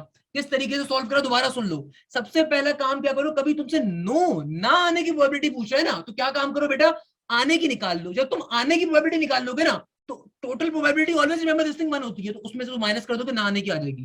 Combination of the word rearrange, भाई बहुत ही बच्चों वाला कॉन्सेप्ट है, समझा चुका हूँ। टोटल लेटर अल्फाबेट्स का फैक्टोरियल ऊपर लोगे, रिपीटेड रिपीट वाले जो पर्टिकुलर आपके अल्फाबेट्स होंगे उनका फैक्टोरियल नीचे आएगा, सिंपल तरीके से आंसर आ जाएगा। The coefficient of six term in the expansion of, अच्छा ये क्वेश्चन नया आ गया मार्केट में, उसको करवा देता हूँ। किस तरीके से कोफिशिएंट सिक्स टर्म निकालोगे, भाई उसने अपने मुंह से बता दिया, मगर एनईडी का स्टैंडर्ड उसने आपको देखो इतना आसान क्वेश्चन दिया हुआ है, इसका मतलब सिक्स टर्म का कोफिशिएंट चाहिए तो आपको T6 पे सॉल्व करना है, यानी कि आर की वैल्यू क्या हो जाएगी 5, ए गिवन है 2, बी गिवन है x डिवाइड बाय 2, तो फॉर्मूला क्या होता है, फॉर्मूला होता है TR+1 n कॉम्बिनेशन r, ए की पावर n माइनस का आर, बी की पावर आर, सिंपल तरीके से बेटा क्या बन जाएगा, ये बन जाएगा आपके पास n, n की वैल्यू क्या आ रही है, n मेरे पास आ रहा है 9, 9 कॉम्बिनेशन 5, a की वैल्यू है 2, तो 9 में से 5 निकाल दो, 9 में से 5 निकालो 4, और फिर क्या आ रहा है मेरे पास b क्या है x डिवाइडेड बाय 2, उसकी पावर में r, r 5 है। सिंपल तरीके से यार इसको सॉल्व करोगे, सॉल्व करने में तुम्हारे पास आंसर आ जाएगा। ये क्वेश्चन मैंने सॉल्व करवाया हम लेक्चर के अंदर। टेंजेंट टू एक्स का इंटीग्रेशन, बहुत ही बच्चों वाला क्वेश्चन है बेटा, टेंजेंट टू एक्स की इंटीग्रेशन कैसे निकालोगे, दो तरीके करने के। पहला तरीका कि भाई आपको ये बात क्लियरली पता होनी चाहिए, टेंजेंट का इंटीग्रेशन में फॉर्मूला, मेरा बच्चा इंटीग्रेशन में टेंजेंट का फॉर्मूला क्या होता है, एलन सेक, ये बात हम सबको पता है। अब देखिए क्या किस कॉन्सेप्ट पे सॉल्व कर रहे हैं, भाई देखो सबसे पहला काम क्या, इस बेस का बाहर डेरिवेटिव मौजूद है नहीं मौजूद है, इंटीग्रेशन का कोई फॉर्मूला अप्लाई नहीं कर सकता अगर बेस का बाहर डेरिवेटिव नहीं होगा, तो पहले डेरिवेटिव लेकर आऊंगा, कैसे लेकर आऊंगा उसका तरीका सुन लीजिए बेटा, किस पैटर्न के ऊपर लेकर आऊंगा, मल्टीप्लाई डिवाइड करके लेकर आ जाऊंगा, तो क्या बन जाएगा tangent two x into 2 into dx, आ गया, आ गया तो अब सॉल्व कर लेंगे। कैसे सॉल्व कर लेंगे कि भाई इंटीग्रेशन में टेंजेंट टू एक्स का क्या फॉर्मूला होता है बेटा, ln sec 2x, ये इसका आंसर आ जाएगा, बच्चे ने सही सॉल्व किया हुआ है। अगला क्वेश्चन बेटा, अगला क्वेश्चन क्या कह रहा है उसको भी देख लेते हैं बेटा, बहुत ही कोई बच्चों वाला, 16x is equal to 4 and 5x की पावर y। अच्छा यार मेरे ख्याल में ये आपसे कह रहा है कि अल्लाह भला करे, आपसे कहा जा रहा है 16x इज इक्वल टू 4, तो यहाँ से x की वैल्यू निकाल लो। अच्छा सही है, सही है, क्वेश्चन इजी है, कोई मसले की बात थोड़ी इसके अंदर, मेरे ख्याल में x और y की वैल्यू पूछी हुई है, तो बेटा x की वैल्यू कैसे आएगी, 4 का स्क्वायर होता है 16, तो आपके पास 4 के स्क्वायर के ऊपर 16 आता है equal to 4, whenever the bases are same 4 पे कुछ भी नहीं वन है। whenever the bases are same we can equate their powers equal to के आमने सामने, तो 2x की वैल्यू क्या आ जाएगी 1, x की वैल्यू मेरे ख्याल में 1 डिवाइड बाय 2 आ सकती है यहाँ से। x की वैल्यू क्या आ सकती है 1 डिवाइड बाय 2। किस तरीके से सॉल्व करा, 4 का स्क्वायर होता है 16, तो 16 की पावर 2 हो जाएगा इक्वल टू 4, 4 की पावर 1। अच्छा, अब इस 2x को उठा के यहाँ पे डाल दोगे और फिर इसको सिंप्लीफाई करवा दोगे तो आपको यहाँ से y की वैल्यू आ जाएगी, सिंपल सा क्वेश्चन। अच्छा, इस क्वेश्चन को आपने नोट करा तो मैंने पहले भी स्किप करा था, हो सकता है मैं अब भी स्किप करूं। उसके पीछे रीजन ये कि मुझे इस क्वेश्चन में कोई इशू दिखता है, मुझे इस क्वेश्चन में इशू दिख रहा है। Marks obtained by the 8 student has 77 if the average of the 4 student is 73, then what will be the average of the another 4 students. मेरा ख्याल है इसके अंदर कोई प्रॉब्लम है इस क्वेश्चन के अंदर। वैसे इसका आंसर जो मैं एक तरीके से निकाल रहा हूँ उसका 81 आ रहा है, बट स्टिल मुझे इस क्वेश्चन में कुछ डाउट है। मॉडुलस क्या होता है बेटा, बहुत बार बता चुका हूँ, सिंपल सा क्वेश्चन है। मॉड यानी कि आपको सिंपल तरीके से इसकी पर्टिकुलर वैल्यूज फाइंड करनी है, सिंपल फॉर्मुला पूछा मेरे ख्याल में, तो root x square plus y square आपका मॉडुलस आ जाएगा। ओमेगा 32 बता चुका हूँ कैसे निकालोगे। अगेन देख लो बेटा, ये क्वेश्चन बहुत बार रिपीट हुआ हुआ है, ये वाला क्वेश्चन भी रिपीट हुआ हुआ है। 1 माइनस कॉस 4 डिवाइड बाय 2, इस क्वेश्चन का तरीके भी सिखा दिया कि आपने सिंपल तरीके से सॉल्व करना है इसको। इस क्वेश्चन में क्या करोगे भाई, अच्छा ये क्वेश्चन नया आ गया मार्केट में, देखो। अच्छा, आई गेस ये x प्लस 3 आयोटा होगा, I think so, I am not sure, but अगर ये क्वेश्चन आपके पास आ रहा है उस बच्चे ने मुझे लिख के एरियाज में करना क्या है, सो आई बिलीव कि यहाँ पे यार सिंपल तरीके से नीचे ब्रैकेट्स को ओपन कर दोगे और सिंप्लीफाई करवा दोगे। मुझे अगेन कंफर्म नहीं है इस क्वेश्चन में क्या करना है, तो ये एक अनकंफर्म क्वेश्चन आ रहा है क्योंकि इस क्वेश्चन में बच्चे ने कुछ बताया हुआ नहीं है। Same goes for this question, again मुझे यहाँ पे कुछ भी नहीं पता कि इसमें करना क्या है। इन दोनों क्वेश्चन में बेटा हमारे पास कोई इंस्ट्रक्शंस नहीं है, तो ऑब्वियसली अगर तो सिंपल कुछ वैल्यू फाइंड करनी है तो इक्वल टू की दूसरी तरफ मुझे कोई नंबर गिवन होगा तो एक्स की वैल्यू निकाल सकता हूँ, अगर सिंपल एक्स की वैल्यू फाइंड करनी है। और अगर डेरिवेटिव इंटीग्रेशन निकालना है तब भी मुझे कहा जाएगा। अगला क्वेश्चन क्या कह रहा है, if two dices are rolled find the probability for different faces. अच्छा भाई, क्वेश्चन बहुत मजे का है। क्या कह रहा है कि यार आपके पास प्रोबेबिलिटी बताओ कि भाई आपके पास फेसेस किस चीज में आ सकते हैं। If two dices are rolled, if two dices are rolled probability of different faces, यानी कि एक सेम फेस ना आ रहा हो आपके पास, भाई सेम फेसेस से माइनस करवा दो बाकी के आंसर आ जाएंगे। अच्छा, टू डाइस के केस के अंदर आपके पास टोटल कितने पर्टिकुलर सिनेरियोज बनते हैं, 36 सिनेरियोज होते हैं टू डाइस के केस के अंदर, 1 1 1 2 1 3 1 4 1 5। अब क्वेश्चन क्या कह रहा है, प्रोबेबिलिटी निकालो डिफरेंट फेस आए सेम फेस ना आ जाए। ये क्वेश्चन लिटरली बहुत इंपॉर्टेंट है, बहुत मजे का है। क्या कह रहे हैं, दो डाइस को रोल करा आपने, तो टू डाइस के केस के अंदर टोटल कितने आपके पास आउटकम आ सकते हैं, 36, यानी कि 1 1 1 2 1 3 1 2 1 2 2 2 4 2 5 2 6। कह रहे हैं कि प्रोबेबिलिटी निकालो अगर डिफरेंट फेसेस आ जाए। बेटा डिफरेंट फेसेस का मतलब क्या है, यानी कि सेम फेस ना हो। सेम फेस आने के कितने चांसेस होंगे, 1 1 ना आए, 2 2 ना आए, 3 3 ना आए, 4 4 ना आए, 5 5 ना आए, 6 6 ना आए। इसका मतलब सेम फेसेस के 6 चीजों को माइनस कर दूंगा मैं, तो 36 में 6 निकाल दो, कितना बचा, 30 बचा। तो 30/36 का आंसर होगा आपका, 30/36 का आंसर होगा, क्योंकि ना आने की प्रोबेबिलिटी पूछा ना कि सॉरी आपसे पूछे डिफरेंट फेसेस आने की, यानी कि सेम फेस ना आ रहा हो आपके पास, तो 30/36 कर दो, आपका आंसर क्या आ जाएगा, 5/6 का आंसर होगा आपका इस क्वेश्चन का प्रोबेबिलिटी। अगला question, black cards and no face card. Again मैंने ये बात आपको समझा दी, ब्लैक कार्ड वाला दोबारा से क्वेश्चन आ रहा है, बच्चों वाला क्वेश्चन एक्सप्लेन कर चुका हूं, क्या प्रोबेबिलिटी होगी। अच्छा, आगे वही क्वेश्चन आ गया आपके पास। अच्छा, ये क्वेश्चन मैंने एक्सप्लेन कर दिया कि आप सिंपल तरीके से पहले बेस का ऊपर डेरिवेटिव होना चाहिए, तो आप पहले ए को ऊपर मल्टीप्लाई डिवाइड करके लेकर आओगे कांस्टेंट टर्म को, उसके बाद सिंपल तरीके से क्या बन जाएगा, 1 divided bye ln ax plus b इसका आंसर होगा। सिंपल सा क्वेश्चन है, सॉल्व करवा चुका हूँ। बाकी सारी बच्चों वाली चीज आ गई, टुडे वाज माय टेस्ट, सही है, ये सारी बच्चों वाली चीज आ गई, सब बता चुका हूँ बेटा, अल्हम्दुलिल्लाह ये सारा पेपर मैंने क्लियर कर दिया आप लोगों को। अच्छा, इस क्वेश्चन को देख लो भाई, इस क्वेश्चन को भी देख लो, कोई मसले की बात नहीं है। एक्स अप्रोच कर रहा है इन्फिनिटी के ऊपर, यार ये वाला क्वेश्चन बहुत इंपॉर्टेंट है भाई। ये सिंपल आपके पास रैशनल फंक्शन आ रहा है, कभी भी रैशनल फंक्शन आ रहा हो और लिमिट आपकी अप्रोच करी हो इन्फिनिटी के ऊपर, सिंपल तरीके से क्या काम करोगे, सबसे पहले चेक करो इस क्वेश्चन में हाईएस्ट पावर क्या आ रही है, हाईएस्ट पावर क्यूब आ रही है बेटा। क्या ऊपर ये हाईएस्ट पावर आ रही है, नहीं आ रही, नहीं आ रही तो भैया इसका कोफिशिएंट क्या होगा, ऊपर 0 होगा, नीचे आ रही है तो इसका नीचे कोफिशिएंट क्या, यहाँ पे इसका कोफिशिएंट 1 आ रहा है, तो इसका आंसर क्या होगा, इस क्वेश्चन का आंसर 0 होगा। मैंने एक क्वेश्चन अगेन बहुत डिटेल में समझाया हुआ है, limit when approaching to infinity, rational के फंक्शन के अंदर, कि कभी भी आपके पास रैशनलाइज फंक्शन आ रहा हो और लिमिट अप्रोच करियो इंफिनिटी के ऊपर, तो क्या तरीका होता है, सिंपल तरीके से हाईएस्ट पावर को देखो, वेरिएबल की हाईएस्ट पावर क्या है, और ऊपर भी जो उसका कोफिशिएंट आ रहा है और नीचे भी उसका जो कोफिशिएंट आ रहा है वो आपका आंसर होता है। तो इस क्वेश्चन में क्या होगा, 0 हो जाएगा। यहाँ पे क्या होगा भाई, सिंपल तरीके से sine theta plus cos theta plus cot theta. अच्छा, कॉस थीटा, कॉट थीटा का फॉर्मूला क्या होता है मेरा बेटा, sine by sorry cos theta divided by sine theta. इसको सिंप्लीफाई करवा लो कि मसले की बात थोड़ी है बेटा बच्चा। कॉट थीटा किसके बराबर होता है आपके पास, कॉस बाय साइन के, तो कॉस का कॉस दैट इज रहेगा। इसको फर्दर सिंप्लीफाई करवा लोगे तो सिंप्लीफिकेशन कर लो यार, basic simplification sine square theta बन जाएगा, sine square theta plus cos square theta कैसे बन रहा होगा, if I am not wrong, यहाँ पे क्या बन जाएगा, हाँ सही है, साइन स्क्वायर थीटा ऊपर जब इसका जब मैं एलसीएम लूंगा और नीचे क्या बन जाएगा, सिंपल साइन थीटा आ जाएगा। तो ये क्या बन जाएगा, cos square theta. Sine square theta cos theta बराबर होता है 1 के divided by sine theta. Question दोबारा सुन लीजिए, किसी को समझ में नहीं आया बेटा, कॉट थीटा का फॉर्मूला ओपन करोगे तो क्या बन जाएगा, ये बन जाएगा साइन थीटा प्लस का cos theta into 1। Cot theta किसके बराबर होता है, कॉस बाय साइन के। तो यहाँ पे तुम एलसीएम ले लोगे, जब एलसीएम ले लोगे तो नीचे आ जाएगा साइन थीटा, ऊपर आ जाएगा साइन स्क्वायर थीटा प्लस का कॉस स्क्वायर थीटा। तो sine square theta plus cos square theta बराबर होता है किसके, 1 के। तो 1 बाय साइन थीटा किसके बराबर होता है, कोसेक थीटा की। इसका आंसर होगा। बहुत ही बच्चों वाला क्वेश्चन है, लिटरली बच्चों वाला क्वेश्चन है। अच्छा भाई, एलन साइन एक्स डेरिवेटिव, यार ये सारे क्वेश्चन मैंने करवा दिए, देखो सारे रिपीट हो रहे हैं, तो आपके पेपर में बहुत ज्यादा क्वेश्चन रिपीट हो रहे होंगे। एलिप्स इक्वेशन ऑफ डायरेक्ट्रिक्स आपको फाइंड करनी थी, ये सारी चीजें कर चुके हैं। Integration tangent x into sec square x के ऊपर, मेरा बच्चा tangent x into sec square x के ऊपर अब यहाँ पे क्या करोगे, इंटीग्रेशन बाय पार्ट्स का कॉन्सेप्ट यूज करोगे। मेरा जो इंटीग्रेशन का लेक्चर एक अलग से मैंने लेक्चर दिया हुआ है बाय पार्ट्स के ऊपर, इसमें मैंने शॉर्ट ट्रिक सिखाई हुई है किस तरीके से क्या करोगे। ये वाली शॉर्ट ट्रिक की बात कर रहा हूँ, tangent x into sec square, इसको भी यूज कर सकते हो यहाँ पे, उसको यूज करके आप इजीली सॉल्व कर सकते हो। अच्छा, इसको मैंने पहले क्लियर कर दिया। ये वाला, अब box contain 5 blue marble 6 green marble, देख लो मेरा बच्चा, देख लो तुम्हारे सामने चीजें रिपीट हो रही है। Again repeated question, important question है। इफ एन एपी चौथी टर्म की वैल्यू 5 आ रही है, पांचवी टर्म की वैल्यू 22 आ रही है, तो बताओ थर्ड टर्म की वैल्यू क्या होगी। बहुत ही बच्चों वाली चीज है, क्लियर कर चुका हूँ। 1 प्लस ओमेगा स्क्वायर बराबर होता है किसके, 0 के। तो 0 क्यूब क्या आ जाएगा, 0 क्यूब हो जाएगा, 0 क्यूब का आंसर 0 ही आ जाएगा।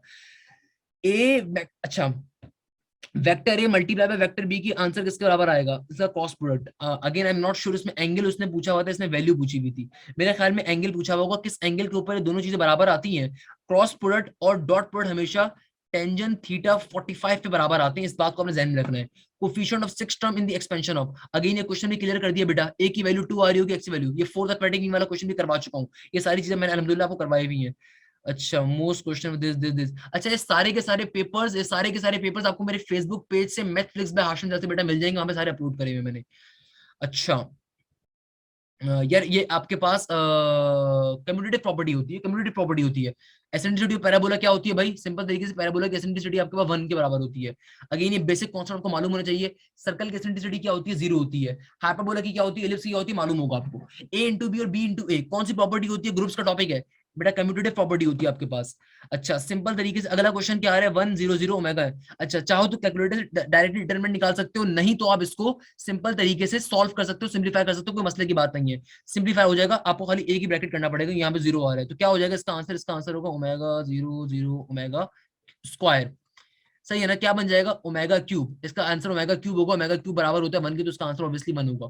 इस क्वेश्चन का आंसर क्या होगा, 1 होगा। बाकी डिटरमिनेंट लेने की जरूरत ही नहीं है, 3/3 का डिटरमिनेंट है ना भाई। ये वाली रो भी 0 हो जाएगी पूरी की पूरी, इसके रो कॉलम भी 0 हो जाएंगे, खाली 1 के रिस्पेक्ट से मैं लूंगा। इस रो को, इस कॉलम को इग्नोर कर दिया, क्या बचा, omega 0 omega 0 into omega square. तो ओमेगा स्क्वायर इंटू ओमेगा क्या हो जाएगा, ओमेगा क्यूब बराबर होता है 1 के, तो आंसर क्या आ जाएगा, 1 आ जाएगा। ए की पावर एक्स्ट्रा डेरिवेटिव लेना सिखा चुका हूँ। अच्छा, ये वही जीपी वाला क्वेश्चन आ गया 9/4 वाला। अगेन इस क्वेश्चन को मैंने आपको सॉल्व करवा दिया बेटा, अल्हम्दुलिल्लाह अल्हम्दुलिल्लाह, सारे क्वेश्चन मैंने करवा चुका हूँ आपको। मैं इस वीडियो के बाद तमाम स्टूडेंट्स के मार्क्स अपने कमेंट सेक्शन में जानना चाहता हूं बेटा। If A multiply will be lies on the positive z axis and A and B are in the, obviously बात है एक्स और वाई के ऊपर लाई कर रहे होंगे। आई एम नॉट श्योर फिजिक्स का मेरे ख्याल में कॉन्सेप्ट है, मैंने बट अपना मंजन करा दिया, खैर वही नो प्रॉब्लम। अच्छा, बाकी सारे फिजिक्स के आ रहे हैं। अगेन ये क्वेश्चन बेटा करवा चुका हूँ। इसके अंदर कोई नई चीज देखो नहीं आ रही, देखो बेटा नई चीज नहीं आ रही है यार। इस ये क्वेश्चन भी सॉल्व करवा दिया, ये वाला भी करवा दिया, ये वाला भी करवा दिया। Two coins are rolled, the probability of obtaining, I am not sure इसने क्या लिखा है, टू हेड्स मेरे ख्याल में 2 हेड्स लिखा है, इसको देख लो बेटा। 2 कॉइन जब रोल्ड होंगे तो क्या प्रोबेबिलिटी होगी, देखो 2 कॉइन रोल्स करने पे टोटल केसेस कितने आते हैं, 4। कौन कौन से केसेस होंगे, head head, tail head, head tell और टेल टेल। 2 कॉइन्स को अभी मैं रोल करूंगा, मेरे पास ये नंबर ऑफ केसेस आ रहे होंगे। अब कह रहे कि बताओ बताओ 2 हेड्स को ऑब्टेन करने की प्रोबेबिलिटी क्या होगी, 2 हेड्स के ऑब्टेन होने की प्रोबेबिलिटी क्या होगी। भाई जाहिर सी बात है 2 हेड्स खाली एक केस पे आते हैं, 1/4 इसका आंसर होगा। बच्चों वाला क्वेश्चन है प्रोबेबिलिटी का, हाउ मेनी नंबर्स। अबे भाई ये क्वेश्चन सब किसी की जान नहीं छोड़ रहा, इसका आंसर 76 होगा, बता दिया, थक गया बता बता के। अच्छा, अगेन केमिस्ट्री फिजिक्स के आ गए। अगेन बेटा ये वाला क्वेश्चन करवा दिया आपको, सिंपल लिमिट्स का फॉर्मूला आया हुआ था n इंटू ए की पावर n। इस क्वेश्चन में क्या कह रहे हैं, अच्छा इस क्वेश्चन में अभी मेरी एक मॉड है या मेरी एक स्टूडेंट है, उसने मुझे बताया कि सर इस क्वेश्चन की क्वेश्चन गलत गिवन है बेटा, इस क्वेश्चन के अंदर गलती है, काइंडली इसको ध्यान में रखिएगा, माइनस साइन होना चाहिए था, एनईडी की तरफ से हमें इशू आया है। तो जिस जिसके पेपर में क्वेश्चन आया या आता है कल को किसी पेपर में, तो ऑब्वियसली आपको 1 नंबर फ्री का मिल जाएगा, परेशान होने की जरूरत नहीं है। दिस क्वेश्चन आल्सो, अच्छा मेरे एक सैप के स्टूडेंट ने सेंड करा था, equation of a circle calculate करने आपको सही है, बहुत ही बच्चों वाला क्वेश्चन है, कोई मसले की बात नहीं है, ये क्वेश्चन नया है आपके पास, सॉल्व कर लेते हैं। The equation of a circle whose diameter is this and joining the points at this line, भाई बहुत ही बच्चों वाला क्वेश्चन है, क्या कह रहे हैं जरा और से देखिएगा, कह रहे हैं कि आपके पास इक्वेशन निकालो एक ऐसे सर्कल की जिसके डायमीटर्स पे आपको दोनों पॉइंट्स गिवन है, एक पॉइंट गिवन है 2,1, एक पॉइंट गिवन है 6,5। अबे अल्लाह के बंदो, इतना कोई मुश्किल चीज नहीं है, 2 मिनट में चुटकी आते सॉल्व करोगे, कोई रेडियस निकालने की, कोई सेंटर निकालने की जरूरत नहीं है भाई, ये दोनों पॉइंट सर्कल पे लाए कर रहे हैं ना, बारी बारी चेक कर लो इन दोनों पॉइंट्स के ऊपर कौन सी इक्वेशन वेरीफाई हो रही है। Hit and try method use करो, एप्टीट्यूड में हिट एंड ट्राई मेथड हम 99% टाइम यूज करते हैं, अगर हिट एंड ट्राई फेल हो रहा हो तब हम ओरिजिनल मेथड पे जाते हैं। ओरिजिनल मेथड तो क्या होगा, पहले सेंटर निकाल लेता हूं और फिर सेंटर से लेके कोई तक का डिस्टेंस रेडियस निकाल लूंगा, तो सेंटर रेडियस की मदद से स्टैंडर्ड इक्वेशन को यूज कर लूंगा। ओरिजिनल मेथड ये बड़ी लंबा मेथड है, लंबा मेथड है, आसान मेथड के ऊपर आओ ना, ये दो पॉइंट जो गिवन है सर्कल पे लाई कर रहे हैं, तो जाहिर सी बात है जो भी इक्वेशन इसका आंसर होगी उसके ऊपर ये दोनों पॉइंट्स वेरीफाई होने चाहिए, तो राइटली इसका आंसर आ जाएगा। अगला क्वेश्चन है, कह रहे हैं if a circle passes through three vertices of a triangle it is known as, again ये बहुत ही बच्चों वाला क्वेश्चन है, इसमें क्या बताऊं मैं आप लोगों को, काइंडली लेट मी नो, ऐसा आसान क्वेश्चन क्या पेपर में आ सकता है, बट एनईडी सेट देखो आया हुआ है, तुम्हारी किस्मत अच्छी है, कितनी नमाजें बख्शवा के जाओगे, नमाजें बख्शवा के जाओगे। क्या कह रहे हैं इस क्वेश्चन के अंदर, क्या कह रहे हैं इस क्वेश्चन के अंदर, एक सर्कल पास कर रहा हो तमाम ट्रायंगल के वर्टिसेस से, यानी कि इस तरीके से एक सर्कल ट्रायंगल के तमाम वर्टिसेस से पास कर रहा हो, तो ऑब्वियसली क्या होता है, सर्कम सर्कल होता है। बेटा इन सर्कल क्या होता है कि अगर आपके ट्रायंगल के अंदर सर्कल मौजूद हो, और एस्क्राइब्ड सर्कल क्या होता है कि अगर आपका ट्रायंगल मौजूद है, इस ट्रायंगल की मैं दो ये जो वर्टिसेस उनकी लेंथ को इंक्रीज कर दूं और सर्कल इधर कहीं फॉर्म हो रहा हो, तो this is known as escribed circle.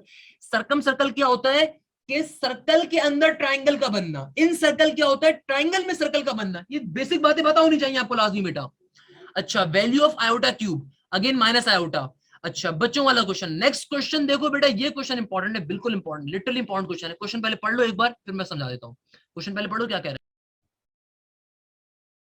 Question number 2 is very important question मेरा बच्चा, question number 2 is very important question, क्या कह रहा है, सिंपल तरीके से आपसे कहा जा रहा है कि प्रोबेबिलिटी बताओ किसकी, दो सेट्स गिवन उनके यूनियन की, अगर पहले ग्रुप की प्रोबेबिलिटी 1/2 और दूसरे ग्रुप की प्रोबेबिलिटी 1/4 है, और उनके दरमियान के इंटरसेक्शन की कॉमन पार्ट की वैल्यू 1/8 आ रही है, बेटा एक फॉर्मूला अपने जहन में लिख लीजिएगा, एक फॉर्मूला अपने जहन में काइंडली लिख लीजिएगा, कभी भी ऐसा क्वेश्चन आ जाए तो इसके अंदर किस तरीके से सॉल्व करते हैं। आपके पास प्रोबेबिलिटी ए यूनियन बी का फॉर्मूला होता है probability of A plus probability of B minus probability of A intersection B. ये फॉर्मूला आपने जहन में बिठा लीजिएगा कि probability of A union B बराबर होती है probability of A plus probability of B के माइनस के probability of A intersection B के। तो probability of A union B किसके बराबर होगी, उसकी वैल्यू में फाइंड करनी है, सही है, ए यूनियन बी की तो वैल्यू फाइंड करनी है। प्रोबेबिलिटी ऑफ ए की वैल्यू क्या गिवन है 1/2 प्लस प्रोबेबिलिटी ऑफ बी की वैल्यू क्या गिवन है 1/4 माइनस का साइन और ए इंटरसेक्शन बी की वैल्यू क्या गिवन है 1/8। सिंपल तरीके से इसको सॉल्व करवा लेंगे आपका आंसर आ जाएगा। एलसीएम ले लो, यहाँ पे क्या बन जाएगा 1/2, 4 2 8 एंड देन आपके पास क्या बन रहा होगा 1/4 माइनस का 1/8। सिंपल तरीके से इसको सॉल्व करोगे आपके पास ए यूनियन बी का आंसर क्या आ जाएगा 5/8। बहुत ही सिंपल सा क्वेश्चन है ये, मैंने एडिशन और सब्ट्रैक्शन के, ये नॉर्मली यार ये क्वेश्चन जो है डिफिकल्ट क्वेश्चन है, अगर एनईडी सेट आ रहा है तो बेटा ऐसे क्वेश्चन भी आ सकते हैं, एक चीज अपने जहन में रख लीजिएगा कि नॉर्मली ये क्वेश्चन आईबीएस सेट में बच्चों को सिखा रहा होता हूँ, वहां पे ये क्वेश्चन नॉर्मली आते हैं, इंटरसेक्शन कब है, एंड या बोथ का वर्ड आ रहा होगा यूनियन के लिए, और ये इधर का वर्ड यूज होता है, ये एडिशन लॉस और ये मल्टीप्लिकेशन लॉस टाइप के क्वेश्चन है। अच्छा अगला क्वेश्चन, जो क्वेश्चन मैंने प्रोबेबिलिटी वाला करवाया था नहीं उससे बिल्कुल अपोजिट क्वेश्चन आ रहा है। क्या कहते हैं इस क्वेश्चन के अंदर, कह रहा है कि भैया तुम्हारे पास प्रोबेबिलिटी ऑफ 2 डाइस बताओ सेम फेस आने की। ये क्वेश्चन मैंने अपने लेक्चर्स में करवाया हुआ है। क्या कह रहे हैं, 2 डाइस को अगर आप रोल करते हो सेम फेसेस आने की प्रोबेबिलिटी। बेटा 2 डाइसेस के केस के अंदर, 2 डाइसेस के केस के अंदर आपके पास कितने नंबर ऑफ इवेंट्स होते हैं 36। सेम फेसेस का मतलब क्या है कि भाई तुमने बचपन में लूडो खेली होगी, मोनोपोली खेली होगी, एक का आ जाए, एक एक आ जाए, दो दो आ जाए, तीन तीन आ जाए, चार चार आ जाए, पांच पांच आ जाए, छह छह आ जाए, यानी कि सेम फेस आने की प्रोबेबिलिटी। तो इसका मतलब क्या, टोटल कितने इवेंट्स होंगे 6 divide by total number of events कितने हो जाएंगे 36, आंसर आ जाएगा 1/6 का। यह तुम्हारा आंसर आ जाएगा इस क्वेश्चन का, हलवे की तरह भाई सेकंड्स के अंदर सॉल्व करोगे अगर वीडियोस को देख रहे हो मेरी। अच्छा अगला टेंजेंट x, y की वैल्यू, सर ये ऐसा कुछ था इनमें, अगेन देखो ये क्वेश्चन क्लियर नहीं है तो इसको मैं बता नहीं सकता, अगेन इसका एक एजम्पशन दे सकता हूँ कि यार तुम्हारे पास ये कुछ क्वेश्चन आ रहा है और उसमें y और वैल्यू गिवन है, टेंजेंट x y की वैल्यू फाइंड करनी है। अगेन मैं इस क्वेश्चन को देखकर कुछ बता नहीं सकता हूँ। अच्छा सर 0,6 एंड y,4 है, इक्वेशन बनानी है। अगेन मुझे इस क्वेश्चन देख के समझ में नहीं आ रहा बेटा क्या कहना चाह रहे हैं इस क्वेश्चन के अंदर, कि आपके पास 0,6 एक पॉइंट आ रहा है और 5,4 एक पॉइंट आ रहा है, तो बताओ इक्वेशन कैसे बनेगी। इक्वेशन किस रेफरेंस से बात कर रहे हैं, कौन सी इक्वेशन की बात कर रहे हैं, मुझे रूट्स गिवन है अगेन ये पांचवा क्वेश्चन भी इस बच्चे का नहीं आया, तभी इसने स्टेरिक बना दिया मेरे ख्याल में कि सर कंफर्म आप कर दीजिएगा। अक्सर बच्चे जो है ना माशाल्लाह से फर्स्ट टेस्ट आने के बाद सर पेपर अच्छा हुआ बट कुछ क्वेश्चन कंफर्म कर दे, अब वो अपनी बेचारा ऑब्वियसली बच्चा टेंशन रिलीज हो करता है थोड़ा, तो जल्दबाजी के अंदर उसने कुछ गलती करी हुई यहाँ पे बच्चे ने। खैर हो गई बेटा, मसले की बात नहीं है। मुझे नहीं पता क्वेश्चन क्या है, मुझे समझ में नहीं आ रहा। 0,6 and 5,4 I guess it will be complex root question या कॉम्प्लेक्स नंबर क्वेश्चन, कैसे मल्टीप्लाई करवा दो, बट इक्वेशन बनाने को लिखा हुआ इसने। अच्छा, one line passes through the origin the slope and gradient infinity. अच्छा बेटा बहुत सिंपल सी बात है यार, ये बच्चों वाली बात है कि आपकी लाइन, ये मैंने स्ट्रेट लाइन बहुत डिटेल में पढ़ाया हुआ है। कह रहे हैं कि अगर आपकी लाइन ओरिजिन से पास कर रही हो, अगर आपकी लाइन ओरिजिन से पास कर रही हो और आपका स्लोप यानी कि ग्रेडियंट की वैल्यू इनफिनिटी आ रही हो, तो आपकी इक्वेशन क्या होगी बेटा? आपको पॉइंट गिवन है 0,0, ग्रेडियंट यानी कि स्लोप की वैल्यू गिवन है इनफिनिटी, फॉर्मुला अप्लाई कर दोगे। क्या फॉर्मुला होगा? y minus 5n is equal to slope into x minus का x1। यहाँ से इक्वेशन आ जाएगी, जो कि ऑब्वियसली मेरे पास बहुत नॉर्मल सी बात है, क्या आ रही होगी? y माइनस का 0 डिवाइडेड बाय 1/0, क्योंकि इन्फिनिटी क्या होता है 1/0 इंटू x माइनस का x1, ये पूरी की पूरी टर्म 0 हो जाएगी, x माइनस 0, तो मेरे पास x की वैल्यू 0 आ रही होगी। x की वैल्यू 0 आ रही होगी, क्या आ रही होगी बेटा? x की वैल्यू 0, ये मेरी इक्वेशन होगी। ऐसी लाइन जो कि ओरिजिन से पास कर रही है और स्लोप की वैल्यू उसके अंदर क्या आ रही है? इन्फिनिटी आ रही है, तो ऐसी लाइन की इक्वेशन क्या होगी? सिंपल तरीके से x इज इक्वल टू 0। बहुत ही बच्चों वाला क्वेश्चन बेटा, मैंने सारे क्वेश्चन सॉल्व करवाए हुए हैं। अच्छा, अब ये मेरा जो क्वेश्चन आ रहा है, इस क्वेश्चन में बच्चे ने बिल्कुल सही कहा हुआ है, मैं समझ गया, मैं समझ गया। ये क्वेश्चन आप लोगों को करवा चुके हैं बेटा, सिंपल वो इंटीग्रेशन अप्लाई करने वाला क्वेश्चन है। मेरे ख्याल में एलन ही करे कुछ क्वेश्चन था, हम कर चुके हैं सॉल्व। एलन साइन एक्स का डेरिवेटिव, अगेन ये क्वेश्चन हम लोगों ने कर लिया। ई की पावर एक्स का डेरिवेटिव कर चुके हैं। सर्कल से रिलेटेड आया था, इक्वेशन बनानी थी बेटा, बहुत ही आसान सी बात हम कर चुके हैं। एलिप्स से रिलेटेड आया था, फुसाई की वैल्यू दी हुई थी और कुछ फाइंड करना था, ये भी कर चुके हैं। एक्स अप्रोच करा इन्फिनिटी के ऊपर हाईएस्ट पावर वाला, ये मेरा कुछ स्टूडेंट है माशाल्लाह से, या खातून है या कोई मर्द है, मेरे ख्याल में उसका पेपर था, खैर हो गई। तो उनका ये वो पेपर है, तो बिल्कुल सही बात लिखी है सर, ये हाईएस्ट पावर वाला हमने यहाँ पे कॉन्सेप्ट यूज करा है। हाईएस्ट पावर वाला कॉन्सेप्ट रिलेशन मैं आपको बेटा समझा चुका हूँ। कभी भी आपके पास रैशनलाइज फंक्शन आ रहा हो और लिमिट इन्फिनिटी पे अप्रोच कर रही हो, क्या करोगे? हाईएस्ट पावर वाला देखोगे। जो शॉर्ट ट्रिक मैंने आपको सिखाई थी अभी ऊपर के, यहाँ पे सबसे हाईएस्ट पावर क्या आ रही है? X cube. ऊपर एक्स क्यूब का कोफिशिएंट क्या होगा? 0 होगा, ऊपर एग्जिस्ट नहीं कर रहा, नीचे क्या होगा? 1 होगा, तो आंसर क्या आ जाएगा? 0 आ जाएगा। अच्छा, ये क्वेश्चन देख लीजिए क्या कह रहा है। If x is equal to 45, तो सिंपल तरीके में 45 पुट कर दो। 45 इंटू क्या हो जाएगा? cos 90 माइनस का sin 90। sin 90 आएगा 0 होता है, cos 90 आपके पास क्या होता है बेटा? सिंपल तरीके से 1 होता है। अच्छा सॉरी सॉरी सॉरी, sin 90 तो 1 होता है मेरे ख्याल में, हाँ सही है। cos 90 0 होता है, तो sin 90 क्या होता है? 1 होता है, तो माइनस का 1 आपका आंसर आ जाएगा यहाँ पे, सिंपल सा। If sides of a triangle are this then s is equal to this. s क्या होता है? हीरोज लॉ के अंदर जो आ रहा होता है। ये क्वेश्चन डिफरेंट आ रहा है, अगेन देख लीजिए इसको। आपसे क्वेश्चन में कह रहे हैं आपके पास तीनों साइड्स की वैल्यू दे दी 2, 3 और 5, तो कह रहे हैं कि स्मॉल s की वैल्यू क्या होगी बेटा? हीरोज लॉ के जरिए एरिया ऑफ अ ट्रायंगल भी निकाल सकते हो। एरिया ऑफ अ ट्रायंगल का फॉर्मुला क्या होगा वैसे? अगर आपको कभी भी एक ट्रायंगल की तमाम साइड्स गिवन हो तो एरिया ऑफ ट्रायंगल कैसे निकालोगे? s इंटू एस माइनस का a इंटू एस माइनस का b इंटू एस माइनस का c। और s कैलकुलेट करने को हमें खाली मांगा हुआ, तो s कैसे कैलकुलेट करोगे? बहुत ही बच्चों की तरह कैलकुलेट कर लोगे बेटा। किस तरीके से करोगे? सिंपल तरीके से यहाँ पे आपके पास अल्लाह भला करे क्या आ जाएगा? फॉर्मूला क्या होता है? Half a plus B plus C. Simple तरीके से करोगे आंसर आ जाएगा। 5 आंसर आ रहा है, बिल्कुल सही कह रहे हैं। 5 प्लस 5 10, 10 डिवाइड बाय 5 हो जाएगा, सही है।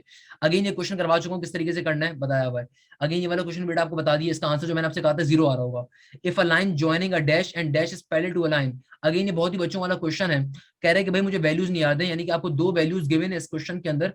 अगर एक लाइन दूसरी लाइन को ज्वाइन, सॉरी पैरेलल है दूसरी लाइन के, और उसकी वैल्यू गिवन y की वैल्यू फाइंड करनी है बेटा। सिंपल तरीके से क्या करोगे? पहले पहली वाली लाइन का स्लोप निकाल लोगे, इसने वैल्यूज नहीं दी हुई तो पहली वाली लाइन का स्लोप निकाल लोगे, फिर दूसरी वाली लाइन का स्लोप निकाल लोगे। क्योंकि लफ्ज पैरेलल आ रहा है, यानी कि दो लाइन एक दूसरे के क्या जा रही है? पैरेलल जा रही है, तो ऑब्वियसली आप स्लोप्स की रिलेशन को यूज करोगे, m1 रिलेशन टू m2। तो आपको जो फिर दूसरी लाइन के अंदर कोई y फाइंड करना है, कुछ y फाइंड करना है दूसरी लाइन के अंदर या पहली लाइन की इक्वेशन के अंदर, तो वहां से आप फिर y की वैल्यू कैलकुलेट कर लोगे। सिंपल यार, आपके एक्सरसाइज 2.1 के अंदर ऐसे क्वेश्चन एग्जिस्ट करते हैं, 2.2 में सॉरी।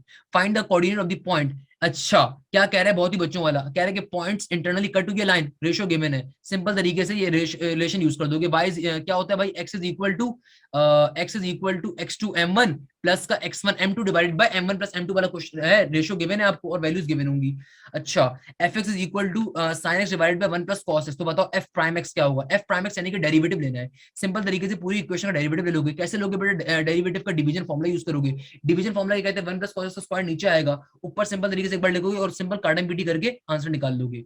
अगेन ये वही क्वेश्चन आ गया जो पहले ही बता चुका हूं मैं आप लोगों को, किस तरीके से सॉल्व करोगे। आपको दो इक्वेशंस गिवन है, यहाँ से पहले एक्स की वैल्यू निकालोगे, एक्स की वैल्यू का पुट करोगे, सिंपल तरीके से यहाँ से वाई की वैल्यू फाइंड कर लोगे। बहुत ही बच्चों वाला क्वेश्चन है।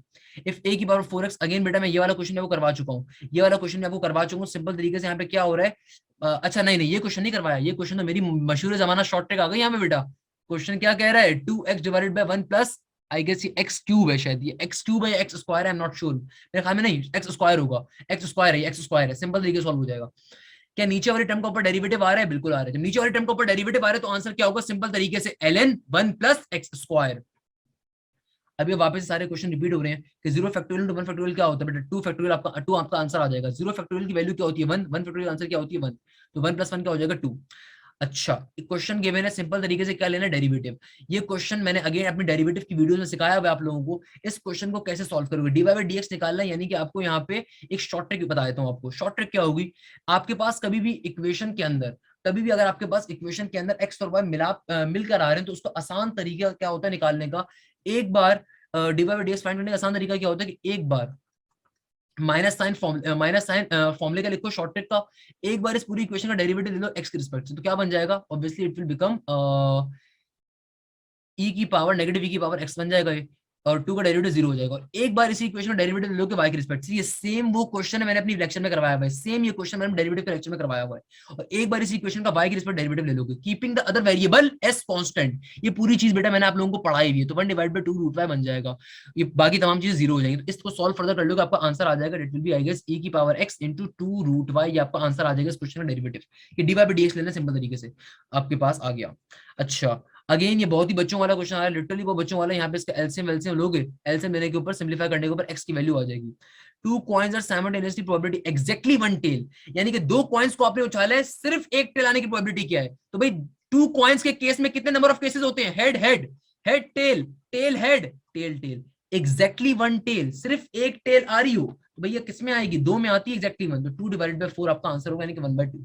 अगेन ये क्वेश्चन आ गया, सिंपलीफाई करके एलसीएम ब्रेक करके सॉल्व हो जाएगा। अगेन ये सेम वही क्वेश्चन आ गया, सिंपलीफाई करके सॉल्व कर लोगे, बेस का ऊपर डेरिवेटिव आएगा, सॉल्व हो जाएगा। एसेंट्रिसिटी ऑफ सर्कल क्या होती है मेरा बच्चा, सिंपल तरीके 0 होती है। ये तमाम कॉन्सेप्ट अल्हम्दुलिल्लाह आपको दे चुका हूँ, अल्हम्दुलिल्लाह, यानी कि हम लोगों ने तमाम मैथ्स के कॉन्सेप्ट ले चुके हैं। अब आपके लिए कोई चीज मुश्किल नहीं होनी चाहिए मेरा बेटा, कोई चीज मुश्किल नहीं होनी चाहिए। अब आपको मैं एज्यूम करता हूँ आप एस कर कराओगे अपने पेपर को। अगेन ये वही क्वेश्चन आपको करवा चुका हूँ, डेरिवेटिव लेना कैसे लेते हो आपको आंसर पता है इसका। Integration x into cot x square, मेरा बेटा सिंपल तरीके से कॉट का इंटीग्रेशन का फॉर्मूला यूज करेंगे, बट चूंकि यहाँ पे एक्स स्क्वायर का बाहर डेरिवेटिव नहीं गिवन तो पहले मल्टीप्लाई डिवाइड करके 2 को लेकर आओगे फिर फॉर्मूला यूज करोगे। हाइपरबोला की इक्वेशन से कोई क्वेश्चन था और ये मैंने अपने सेट्स के लेक्चर में पढ़ाया हुआ है, कभी भी आपके पास ए यूनियन बी का बाहर कॉम्प्लीमेंट आ रहा हो तो बराबर होता है A complement intersection B complement के, ये प्रॉपर्टी होती है। स्क्यू सिमेट्रिक मैट्रिक्स मैंने ये बात सारी पढ़ाई हुई आप लोगों को बेटा कि ए के प्लस टी, मेरे ख्याल में स्क्यू सिमेट्रिक उसके ऊपर कोई में से आ रहा होगा। अच्छा अगेन ये क्वेश्चन क्लियर है, ये वाला क्वेश्चन बता दिया, बेस के ऊपर डेरिवेटिव है। देखो एक जैसे क्वेश्चंस आ रहे हैं, एक जैसे क्वेश्चंस आ रहे हैं, ऑलवेज रिमेंबर दिस थिंग। अच्छा किसी भी बच्चे को अगर ये क्वेश्चन चाहिए हो, ये आपको मेरे मैथफ्लिक्स बाय हाशिम ज़ैद के फेसबुक पेज के ऊपर सारे मैंने अपलोड करे हुए मिल जाएगी। तो बेटा यहाँ पे हमारा ये लेक्चर वीडियो एंड होती है, ये लेक्चर वीडियो थोड़ी सी बड़ी होगी, आई अगेन से ये लेक्चर वीडियो थोड़ी सी बड़ी है। मैंने इस लेक्चर में अपनी तरफ से पूरी कोशिश करी कि आपको ये तमाम कॉन्सेप्ट दे सकूं जो आज डे नंबर 1 में आए एनईडी के पेपर के अंदर। आई एम सो सॉरी, मैंने थोड़ा लेट ही वीडियो बनाई और जब शायद रात के 2 बजे तक अपलोड होगी, सो आई होप कि बहुत सारे बच्चे शायद जो कल पेपर देने वाले होंगे उनसे मिस हो रही होगी, पर मेरा बच्चा मैं मजबूर था, मैंने पूरा दिन बहुत मेहनत करके तमाम पेपर्स निकलवाए, मैंने लिटरली बहुत मेहनत करके पेपर्स निकलवाए हैं, उसके बाद मैं आपको एक क्वेश्चन पेपर ला के दे रहा हूँ। अच्छा मेरी नजर यहाँ पे पड़ गई ये फैक्टोरियल वाला क्वेश्चन, बेटा ये क्वेश्चन बहुत इंपॉर्टेंट है। अच्छा बेटा लगे आ तो मुझे यहाँ से एक क्वेश्चन दिख गया, n+1 divided factorial divided by factorial. मेरे प्यारे बच्चों खुदा के वास्ते अगर कैलकुलेटर के ऊपर तकिया कलाम करके जा रहे हो तो आपको बेसिक मैथ्स की ट्रिक्स भी आनी चाहिए। इस क्वेश्चन को कैसे सॉल्व करोगे, n+1 factorial divided by n-1 factorial, भाई सबसे बड़ी टर्म इनमें से कौन सी है, n+1, तो उसको एक्सपेंड। अच्छा हाँ सबसे बड़ी टर्म इन दोनों में से कौन सी आ रही है बेटा, आपको साथ देगा सबसे बड़ी टर्म कौन सी में, n+1 फैक्टोरियल आ रही है, जो भी सबसे बड़ी टर्म आ रही है उसको एक्सपेंड करोगे। कौन सी आ रही है, n+1 आ रही है, कैसे एक्सपेंड करूंगा कि भाई हमेशा फैक्टोरियल का साइन जो आ रहा होता है इनमें से एक माइनस करके आ रहा होता है। अगेन ये आपको how to solve factorial question मेरे यूट्यूब के ऊपर वीडियो मिल जाएगी, मैंने करवाई भी है, लिख दीजिएगा सर्च बार में जाके how to solve factorial questions by Hashim Zia, आपके सामने वीडियो आ जाएगी इंशाल्लाह। ये क्वेश्चंस बहुत इंपॉर्टेंट है, बेतहाशा एनईटी साइड नस साइड पे आते हैं। तो कैसे इसको ओपन करोगे, एक बार इसको एलईडी एक बार लिखोगे, फिर इसमें से एक माइनस करके लिखोगे, सही है ना, फिर एक और माइनस करके लिखोगे, तो n+1 -1 n+1 -2, यहाँ पे इसको स्टॉप कर दोगे, ऊपर वाले फैक्टोरियल से नीचे वाले को कैंसिल आउट कर दोगे, उसका फाइनल आंसर क्या आ रहा होगा, सिंपल n × n+1। सही है, क्या काम कर रहा, हो सकता है कोई बच्चा बोले समझ में नहीं आया, आई वुड डेली रिक्वेस्ट कि आप काइंडली फैक्टोरियल वाली मेरी वीडियो जाके देख लीजिएगा, नहीं तो मैं समझा देता हूँ। कभी भी फैक्टोरियल वेरिएबल की फॉर्म में ऊपर नीचे डिवाइड हो रहा हो तो सबसे पहला काम ये करते हो, कैलकुलेटर में सॉल्व नहीं कर सकते, तो आप चेक करोगे ऊपर या नीचे में से बड़ा फैक्टोरियल का वेरिएबल किसका आ रहा है, मुझे साफ दिख रहा था n+1 बड़ी वैल्यू आ रही है, तो n+1 को मैंने एक्सपेंड कर दिया, कैसे करा कि एज इट इज अपने क्वेश्चन को एक बार लिखूंगा n+1 को, फिर उसमें से एक माइनस करूंगा, फिर दो माइनस करूंगा, वहां पे जाके रुक जाऊंगा जहां पे ये ऊपर वाली चीज नीचे वाली चीज कैंसिल आउट कर रही होगी, तो इस तरीके से क्वेश्चन सॉल्व होगा। स्टूडेंट्स, मैंने इस वीडियो लेक्चर में तमाम वो कॉन्सेप्ट अभी क्लियर करे जिनमें आपको इश्यू हो रहा था, आई होप आपको मसला नहीं होगा इंशाल्लाह। तो यहाँ पे इस लेक्चर को एंड करते हैं। जज़ाक अल्लाह मेरे प्यारे बच्चों, आई होप कि आप ये वीडियो अपने दोस्तों के साथ, अपने सर्कल्स के अंदर, फ्रेंड सर्कल्स के अंदर जितने ग्रुप्स में शेयर कर सकूं, काइंडली शेयर करिएगा। मैंने आप लोगों के लिए मेहनत करी और इन तमाम क्वेश्चंस को आप लोगों के लिए लेकर आया, जो कि बहुत इंपॉर्टेंट है नेक्स्ट डेज के लिए भी, कल के टेस्ट के लिए भी और आने वाले टेस्ट के लिए भी। मैं कोशिश करूंगा फर्दर वीडियो बनाता रहूं इसके ऊपर। जज़ाक अल्लाह, thank you so much. Hashim Zia signing of.